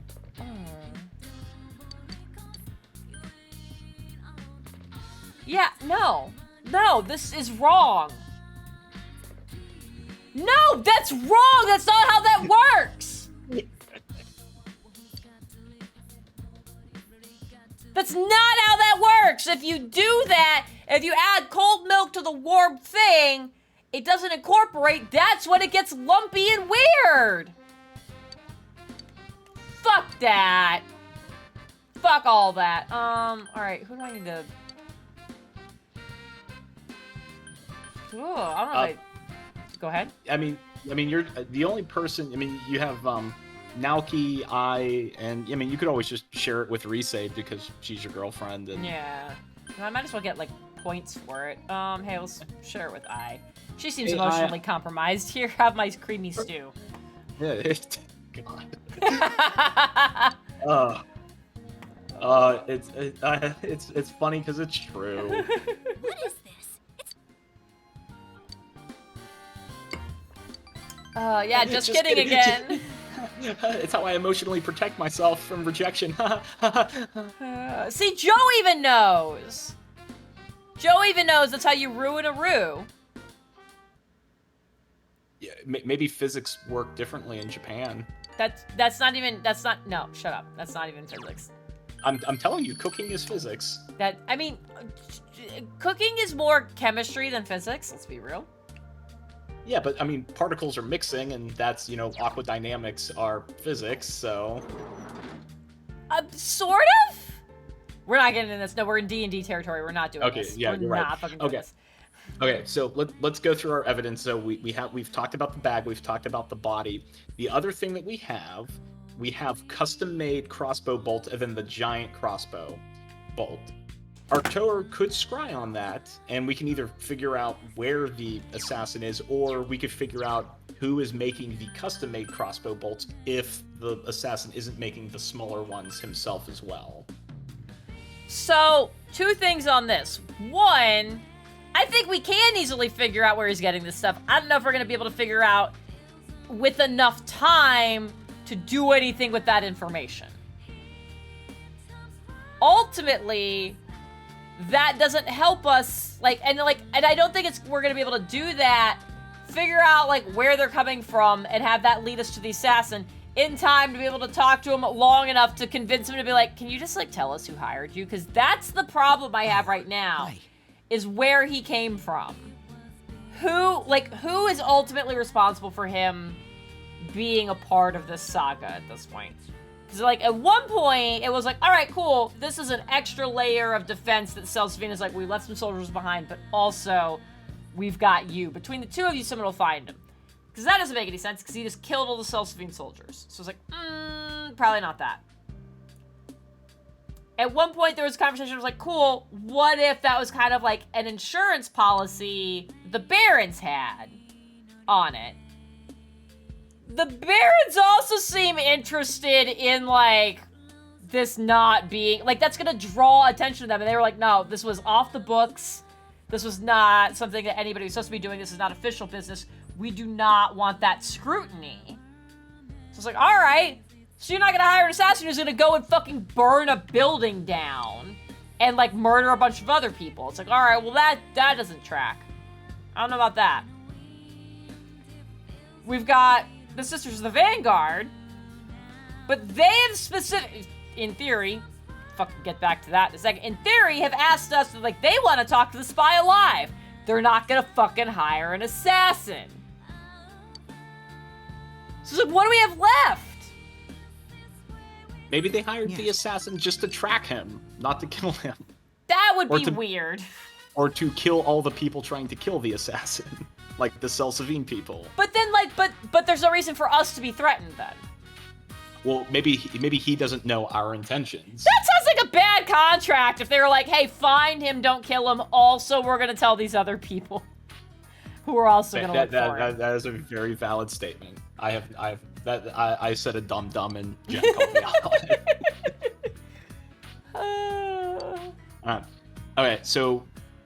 Okay, maybe that is not the best way to pursue the assassin. The other thing, and to, I guess, maybe stave off the complaint, we still have Serena and Tori. Definitely, as of right now, definitely Tori. Serena's a wild card. Don't say we definitely have Tori. Don't say that. Don't put that voodoo on it. But also, that's the other problem, is we have... at best, 5 days left. So, you and I had to play it. Can we talk about this? It's your stream. No, but I mean, I don't, at the possibility of, people who watch The Breach, hearing it, and Aaron possibly hearing it. Are you cool talking about the plan we originally had? Well, I'm of course happy to talk about the plan, because I know it's not going to happen anymore. Perfect. So, the original plan was hey, let's talk about potentially bringing Tori back here and taking her to the king like he originally asked.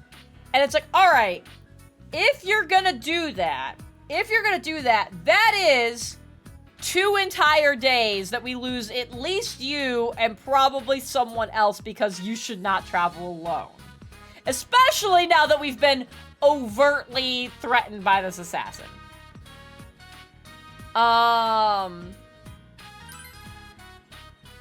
So, it's if we've only got this short period of time, at this point, with the information currently available to us, can we lose you and at least one other person for 2 fucking days and leave the other people behind to deal with whatever it is that is currently happening in the city and the information we get out of this corpse?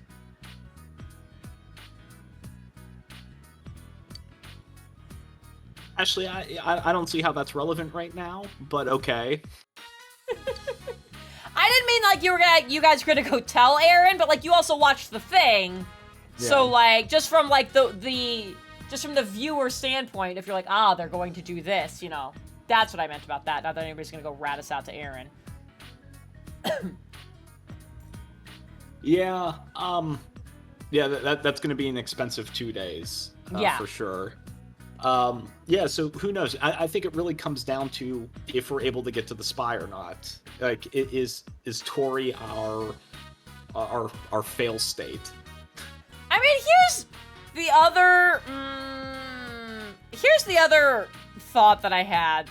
That I'm like, it's probably not a thing, but like, I have the thought, so I need to say it.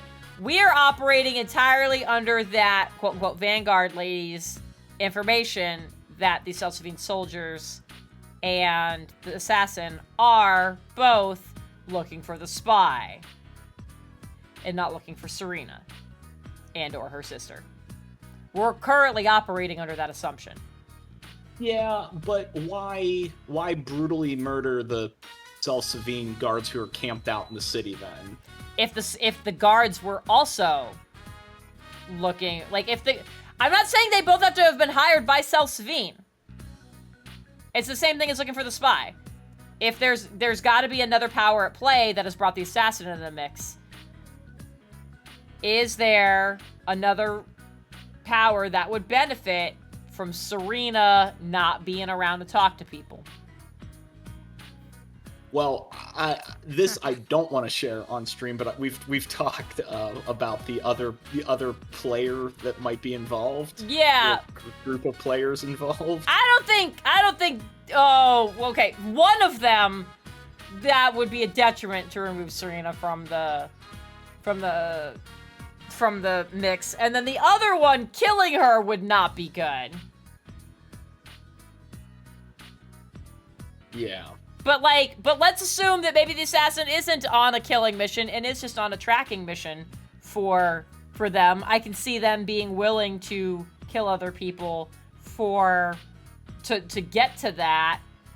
In which case, Tori is definitely not safe, and you definitely need to go. Yeah. Oh boy. And like, we're stressing about this, chat. Like, we are clearly stressed about this, and Jeff is just living his best life right now. Yeah, he's just chilling. He's probably in bed right now. Like a fortune cookie. Yep.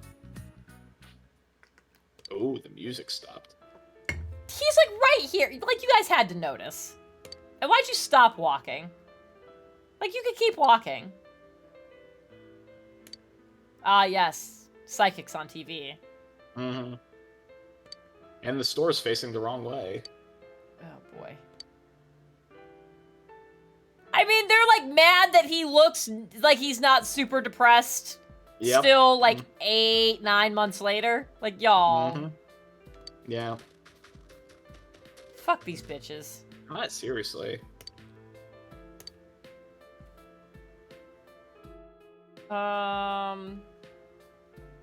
I'll go tell them off. Fuck it.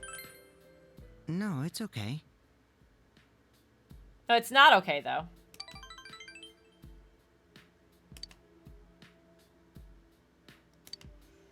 Anyways, yeah. So, like, I don't know what camp you're still in. Like, if you're even gonna bother with the original plan of, like, going and finding out if we still need to get Tori and then going and doing that. If you're like, fuck it, it's not worth it at this point. I think it depends on what the body says, because it will be a decision that is, if the body provides information that we can act on, I think we have to determine if it's something that we believe 3 people in the party can handle by themselves, or should we do an all hands on deck to ensure that we safely do it, and then if there's time left to get out there as quickly as possible to fetch Tori and bring her back. I'll see you again. And that's also assuming that the king wants to talk to Tori. Maybe Tori is not the person the king wants to talk to. Yeah. I'm still, like, it was super weird, like, the interaction I had with him. Like, I had been wondering for a while, it's like, if he, like, knew exactly that, like, what we were gonna find when we got out there. Like, he wanted to talk to Serena specifically. And now that they've all fucked off, if that was the goal, then, like, cool, maybe he doesn't give a shit about Tori. Or if you're just like, no, I really just need to talk to one of them, I don't give shit who it is, then, like, maybe she's still worth it. Maybe it's actually better that it's the one that didn't attempt regicide, because then maybe then it's clearly not we're not harboring a fugitive. This is a humanitarian mission at this point. Yeah. No, wait, what am I doing? I'm saving, yes, okay. I was like, wait, am I on a load screen or a save screen? Because, I mean, I think the other... I had a thought and I just lost it. I mean, I think the... related, there we go, that's where I was. I think that... Like, since we've returned, I'm the only one who's talked to the king directly. And he specifically asked where everyone else was. He also clearly recognizes that I'm in an odd position of being a representative of the coalition. Regardless, I think someone, at least at a minimum, one other person needs to go talk to him soon. Well, if we do stick with the original plan, it was going to be Vasile and party member to be determined at a later date. Yeah. Would go to the king, and then if he's like, oh yeah, give me them refugees, they're like, all right, I'll be back in 2 days. Yeah. Hopefully. But here's the thing: is I still think the order of operations that we had decided on makes sense, but I think even if the first action you take yields a less than great result, I still think you should go talk to the king. Because I think he needs to talk to somebody who is not a coalition representative. That's fair. Yeah, I would agree. I think there's things that can and should be said that will not happen in a conversation either with Gwen or while in Gwen's presence. I think if it's you and or any of the sailing group, I think a different kind of conversation will happen. And whether it's that he has more information to share, or that everyone can just be more candid about the stuff that we have found, and then maybe that'll spark something, or maybe he'll be able to put some other resources into helping, like, look at stuff or whatever. I don't know. But I think a conversation needs to happen with the king while Gwen and Arctura are not present. Yeah, and I completely agree with that, and it's one of those funny situations where, from a strictly numbers game, Vasile has the highest charisma in the party. So which is fucking wild. Which, if anyone needs to do persuasion and or intimidation, Vasile is the person to do it. Yeah. Hey, here's random. We're gonna go back to Persona for a second. I know it's wild. We had talked about at one point me fucking around with trying to challenge the Reaper. Oh. I imagine that's a thing I should do with one of my afternoons. Honestly, or is that a thing that can happen later still? It could still happen later. So okay. the last free day you have is February 4th. Oof. That's in just a few days. Yeah. I was kind of hoping we would get close to that on this stream, because then that puts us in firm endgame. And, like, for your own planning, I think we have maybe 3 or 4 streams left if we hit February 4th tonight. Oh, shit. Okay. Now, farming the Reaper is going to take time to do. I think it would probably, at the very least, take an hour of time to do. So now we're metagaming a metagame of how we're going to spend our time. So yeah. if you're looking to wrap up Persona and start something new on a Tuesday, as we stand right now, if we make it to February 4th tonight, you'll have 3 to 4 games left. Okay. I can't imagine more than 4. Got it. Cool, good to know. Well, Ai's not around, so I can't do that. You still need to level, get Chie to her 3rd persona as well. Oh, that's right. Ashley, I don't know how many horses he's gonna lose. I'm gonna say 3. He's gonna lose his, whoever other party member is, and the horse he's bringing for Tori. All 3 of them are gonna go. They're all gonna become chum for ship captain. Did we talk about the Barons option? Like, they actually come to us like, yeah, here's the spy. Just get this. I wash our hands of this. We want nothing to do with this. This is bigger than us. God, just take him. I can't imagine that happening. Maybe if Gwen is quote unquote persuasive with exposition help. Oh my god. I love how you made it very clear I should never be around there, but it's like, what if we threatened to bring her back around here? Does that change your tune and get us some more information? Yeah. What's Gwen willing to do for the Coalition? Exposition elf. Anyways. You're welcome. You're welcome, fanfic writers. Now it's a game of how uncomfortable we can make Aaron. That's the problem, is we will all get uncomfortable far before Aaron does. I don't know. It takes a lot to make me uncomfortable. Oh, I don't want to get caught in the middle of your game of chicken with him. That's like a nuclear war. No one wins. Yeah, it's gonna be real bad. My shoulders were stiff because I've been doing stuff lately that I'm not used to. Yeah, Chie? You want to elaborate? I'm not offering you a massage. Actually, if only, Liz. If only. Oh, you promise you won't laugh? I make no such promise. I was studying and stuff. Uh-huh. She was just reading the articles. No. That's right, Liz. I have that is 100% true. I started to think studying's kind of fun. Okay, well, no, it's not.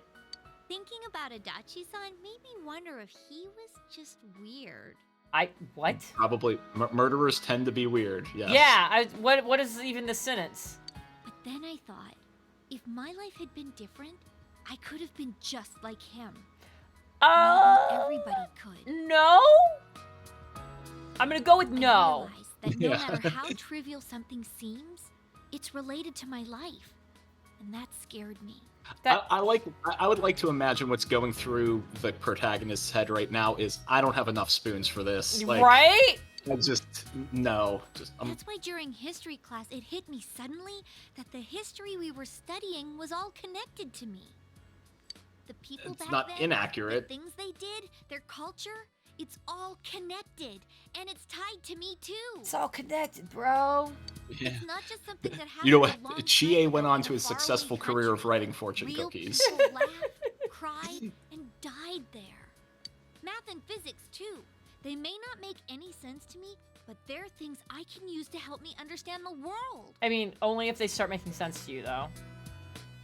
Yeah. And when I thought about them that way, I got the urge to study harder. But it still didn't make any sense to me. So I'd give up, and then I'd come back to it again. It's an endless cycle. I'm good for nothing after all. Yeah.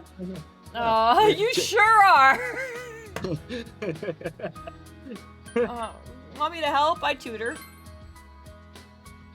Sure. I know I'll understand better with you explaining to me. My way of thinking has changed a lot over this past year.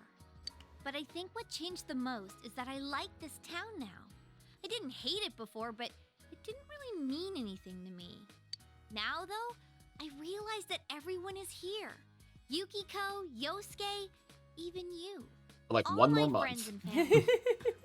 Literally It was one the more month. people I believed in that gave me the strength to see the case through. So even if some other weird thing shows up again, I'll Which be it won't. okay That's as long as ridiculous. everyone's with me. If I mean, how are we believe possibly I going to myself, stretch this into I can 4 more always games? help. I don't know. Oh, it's wild. That's No. what I Who'd have thunk it? Who would have thunk it?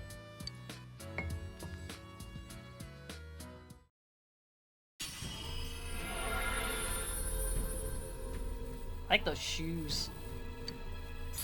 They are. They look very comfy. Oh, that's I like her third form persona. It's very Sith Lord. Yeah, it is. And you get the Dragon Hustle. Anyways. It's a hustle of death. Increase party's attack defense. Okay.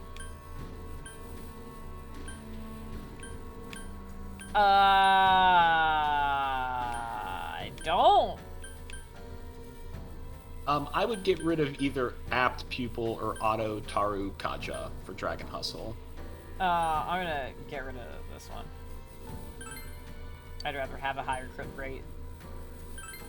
Good call. And then you can make your attack, defense, accuracy better for you and the rest of the party. Yeah. If I remember to cast it. Oh, don't worry. I'll remind you. Is this power mine? Like, hey, Jen, you know that Dragon Hustle? Why don't you do that Dragon Hustle? Dragon Hustle! I'm gonna do that every fucking time. Good. It's worth it. It's a very good skill. I meant the song. I was gonna do the song every time.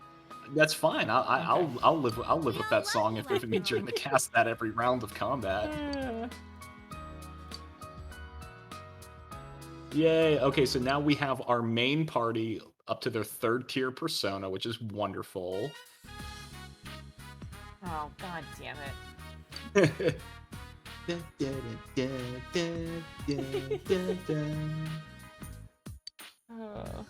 She's in kindergarten! What is she studying? This is how you gut a pig! Okay. Yeah, wow, big bro, pigs look a lot like humans on the inside. Oh my god. Oh.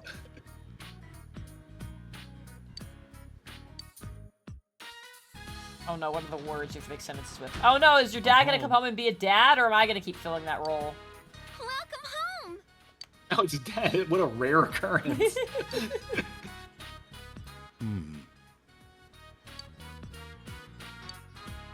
Don't do your work, kid. Get your sleep. Wonder where you got that from. Yeah, it's definitely not my unhealthy obsession with my job. Can't put all the burden on me all the time? Wow, fucking finally! It's only been 9 months. We finally, this baby has finally been born of realization. God.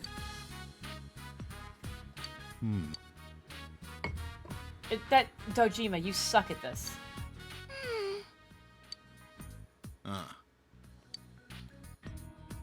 Oh god, anyways. I don't know what else we have for D&D stuff. I am wildly concerned. I don't know what questions to ask this body, and I don't know what's gonna happen afterwards, and I hate it. Well, I have a few more things that we could talk about from D&D. Man, those fucking dreams, right? Those fucking dreams, yo! Okay. Alright, I should... let's see. That's a scary example. Fuck you, Dojima. Yeah. Yeah, so the dreams were already, like, a thing. Yeah. And then we had this last session. So, like Rika's gave me so many questions, because it was very clear there were two kind of, like, opposing forces. Mm-hmm. And, like, on the one hand, it sounds like, you know, you'd be like, the woman being stabbed, that's a problem.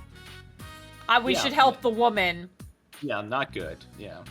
But, like, then she ended up in that weird, like, bubble situation where it's like, here's this mode of light, and here's this other voice that being like, don't touch it. I didn't think you were gonna do that. I was trying to show you something, and I'm trying to figure out how to get you out of here. It's like, cool. That makes it sound like this other voice is the one who's trying to, like, send the message of the warning. So I'm like, well, fuck. Like, now I don't know which one's bad. Because it sounds... Maybe both of them are bad. Maybe they both have are ulterior bad. motives. Yeah, they both have ulterior motives. So, like, that's the big struggle I've had. It's like, cool. It's like, woman being stabbed by a group that you and I have suspicions about an identity for. And it's like, all right, that's not good. That's very bad. Should help woman being stabbed. Woman being stabbed is now the mode of light. Help the mode of light. This other voice is the one telling you that, like, I was trying to show you something. It's like, all right, you wouldn't warn me about yourself. So, like, are there 3 forces now? Like, what's happening? You know, I think the thing I'm learning is that Rika and Artemisia's heads make the best space for people to just hop in and have conversations. Yeah. Like, there's a lot of room for that. Yeah, there's a lot of that. And that's why Gwen will never have a dream. Which is great. Gwen's super down for that. Gwen's super down for that. Should we... So I still have Death on my list. Should we go spend time with Death today and then call it a stream? Sure. Cool. I'm gonna go out here real quick. Dojima, you never... I've had like 2 rounds of exams, and you've not given me... You're not fucking here. Alright, never mind, I'm leaving. Are you watching Power Rangers? That's super what that looks like. Here's a fun fact about Power Rangers within Persona. One of the characters from Persona 3, what she's doing after high school is she became the Pink Power Ranger, an actress who became the Pink Power Ranger. So right. that's a fun little fact. That is a fun little fact. Alright. So... Where am I going? There. So yeah, so Rika's gave me, like, a lot of questions. So I was Yeah, like, a alright. lot of questions. Wait, now did Rika's come first or did Artemisia's come first? Artemisia's came first, which is why I had that other thought that I had said to you. So it's like, so this individual, like, just, like, took a pit stop in Artemisia's brain that she said it was on her way to somewhere else. So I'm like, is the same woman, like, in my head immediately I was like, cool, the same woman who stopped by Artemisia is the woman who got stabbed in Rika's dream. Like, immediately that's what my brain did. And maybe that's not the case, but, like, I landed on that very quickly. She was like, I'm on my way to somewhere else. And I thought I would just, like, stop by and, like, maybe put a stop to that shit. But, like, yeah, I don't remember what it was you said, but you said something that made me go, well, fuck, maybe that's not it. I don't know anymore. I don't know. That's the theme of the breach. Yeah, we don't know. Yeah, so we have dream travelers. Yeah. I mean, it's also possible if one person can do it, there can be numerous people. So maybe it's not the same woman. Like, I don't know if Aaron changed his voice enough. But, like, here's the problem. Like, if it's not the same woman, where was that one going? She said she was just on her way somewhere else, so she just stopped here briefly. So she was going somewhere. So it's like, Maybe she was going to talk with Serena. oh, don't say that. Yeah, I don't...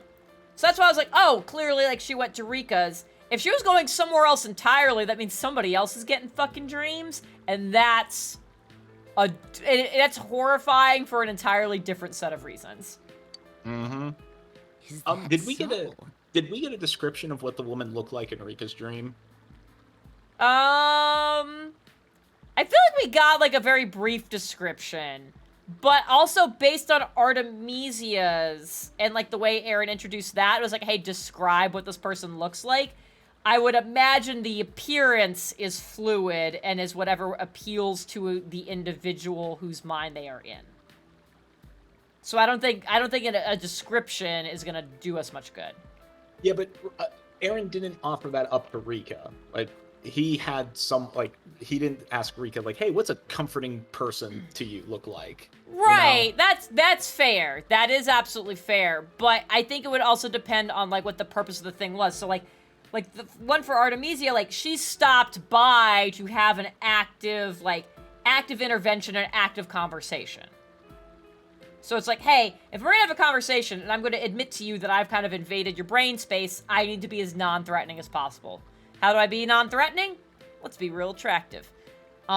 Whereas, like, for the other ones, it was like, cool, you're getting some kind of, like, message going on here. All right. That doesn't necessarily have to be somebody that you're like, I find this this is what my ideal kind of person would be. And also, we don't know enough. Like, maybe it could be something where it's like, that's not a thing that would matter for Rika. Like, Maybe not. So. Yeah, I'm only asking because I have a theory about what was happening in Rika's dream, and I wanted to get a what that person looked like to play into my hypothesis. I don't think we got like an actual description for that one, but we can go back and check the tapes, which is we can go back and check so great that we can do that. Mm-hmm. Yeah. So yeah, Rika's dream. Definitely, I would agree. 2 opposing actors within that dream, and trying to. I get the sense that actor B, the second person who arrived, I can't tell if it was that Rika was seeing a vision that he or she didn't want her to see, or it was people shouldn't be able to do this, period. I am trying to wake you up, like get you out of this. But like, did Rika stumble on, or did someone realize that Rika, Artemisia, and all of us have been stumbling into something that we shouldn't have? Yeah, I mean, I guess, the original vibe I got was like, hey, trying to like show you a thing. Oh, didn't expect you would interrupt it in a way that completely derailed it. Was definitely what it sounded like at first, but I guess there is that. Where it was... I hate this. I don't hate it! That's worse. The thing I hate most is that I don't hate it. You're getting, Gwen's getting a little greedy for that knowledge, huh? I see what you did there, and I hate that. That one I definitely hate. Like, there's no not actually hating it. Ugh. Yeah, that was a fun little mental game. That was a good like RP warm up. Yeah, I think that was excellent. Do you want to talk about that at all? You can. Okay. I feel like you need to explain the basic like premise of it, not necessarily exactly where it came from, but the basic premise of what started it. Yeah. So, chat, I ran a campaign way back in the olden days, and one of the mechanics of this game was that they assigned morality to spells, or I guess over time these very powerful wizards began to use certain schools of magic to embody a particular virtue or a sin, and normally a sin. So like conjuration, for example, the people who were attracted to studying solely conjuration were people who were slothful because you could summon things to do the work for you. Wrathful people gravitated to evocation. So the part of this campaign really focused on morality and spell schools because of the type of people who studied it, to the point of hyper focusing on it, and what kind of people are attracted to that. So there's this whole morality system around. There's like a sin and an opposing virtue. So like, for example, wrath and maybe I can't think of it off the top of my head, but like lust and love are sin and virtue, opposing one another. Greed and temperance are opposing sins and virtues. And it was such a cool concept that I've actually used it, just like the sin and virtue, when I build characters, because I never want to make a boring character. I don't want to make a perfect character who's Commander Shepard. He always does the right thing and never struggles, I want a variety to my characters that have weaknesses and have things that people go like, no, why are you doing that? And it's like, it's in his nature. So what I do is, for every 2 virtues I pick for a character, I always throw a sin in there that this character will exemplify, just to make it interesting. And I shared that with Jen, and I'm like, what do you think Facile is based off of that? And that started a conversation, and we started talking about Gwen. And I posited that I think Gwen could be greedy for knowledge, like whether it's learning spells or trying to figure out everything, that, if left unchecked, could become a great mortal sin of greed, because it becomes, the only thing you focus on. Yeah. No, I like that conversation we had earlier, because like, I won't necessarily like spoil anything for Vasile, but you were like, do you want me to tell you, or do you want to guess? It's like, I want to guess. So of course I like did this turn into a logic puzzle for me, and like I wrote out all of them in their kind of 2 columns. I was like, all right, cool. Like which ones? Like it's like, all right, well I feel like I can mark off these couple of things off the bat. And I'll get down to like these 4.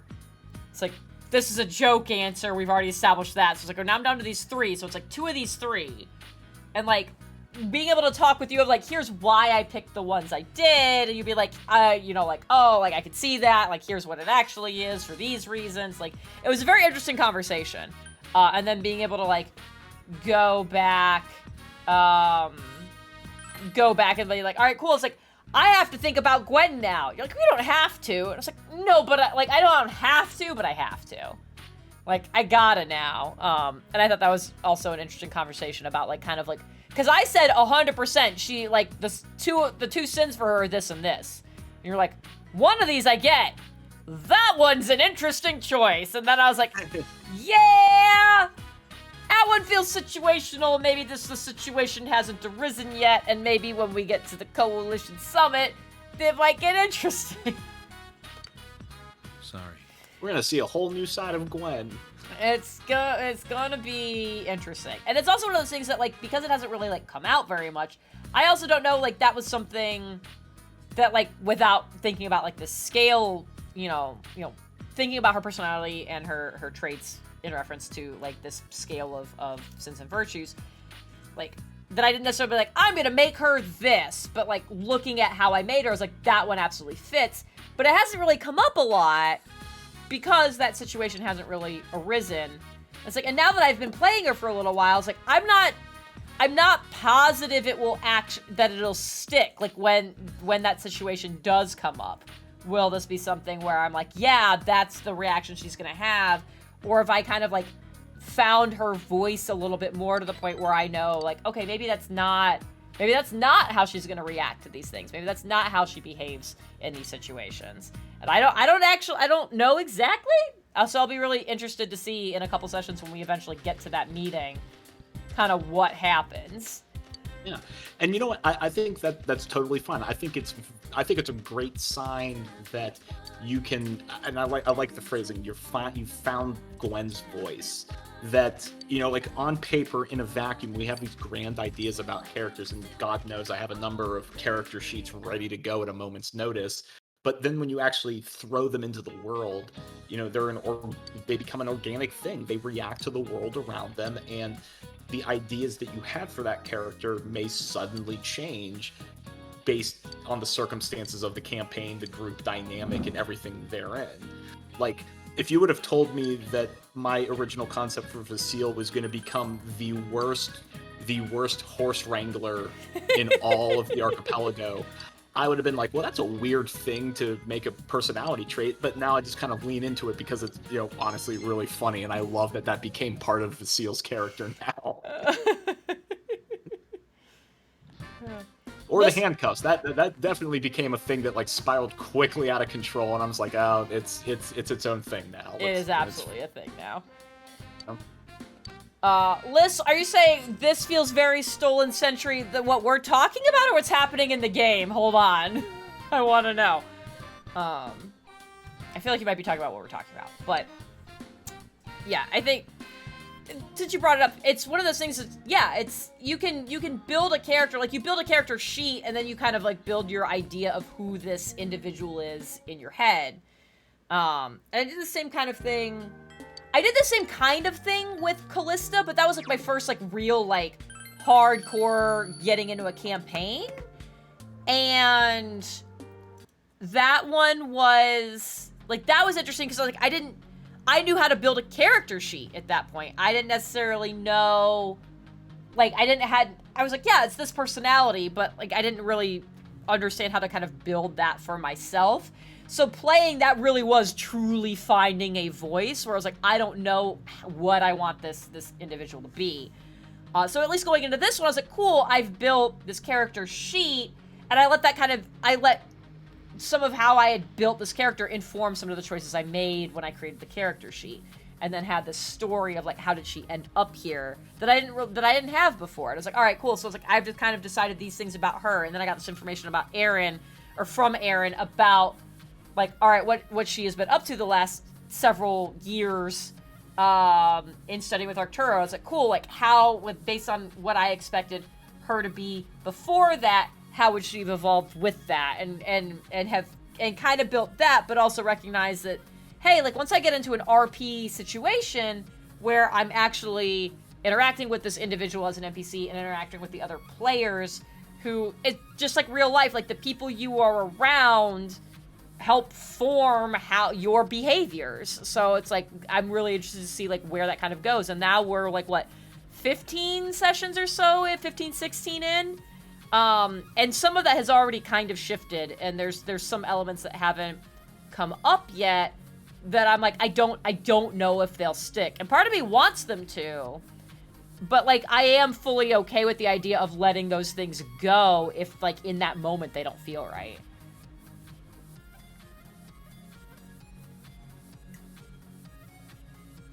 I can't tell if you cut out or you just stopped talking. I stopped talking. I said, if they don't feel right, and then I was like, it was just silent. I was like, oh, James is gone.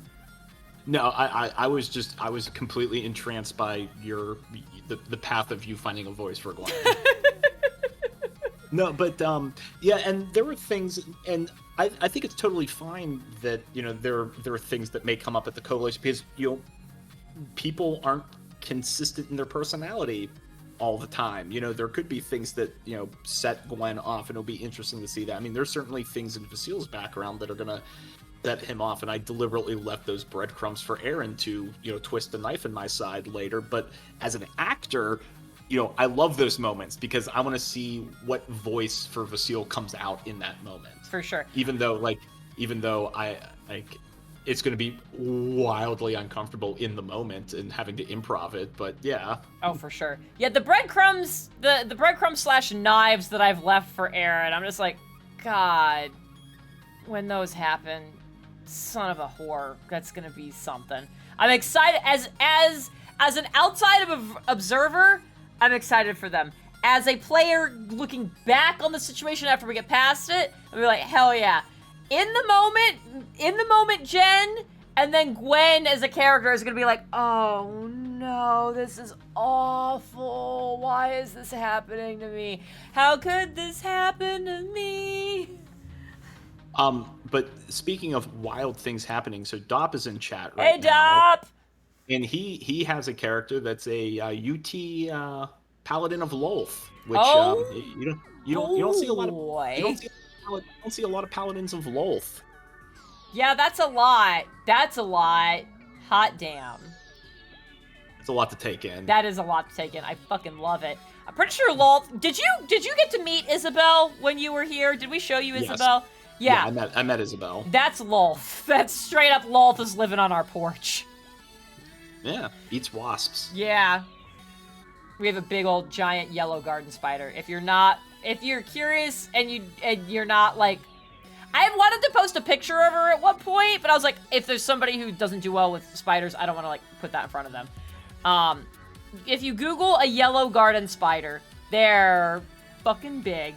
And we have one of those living on our porch, and I named her Isabel because now that I've named her, I can't kill her. But they eat wasps. So I was like, all right, I guess you could stay, but like, she has been expanding her web recently, and I'm getting real uncomfy with it. You might have to eminent domain that. I really am afraid I'm gonna have to. I was like, look, I was cool with you when you were in this little space, but now you're like expanding your kingdom, and I'm getting some real Selsavine energy from this, and it's not good. Oh, God. But anyways, on that note, hey, James. Hey, Jen. Thanks for hanging out with me tonight. Thanks for having me.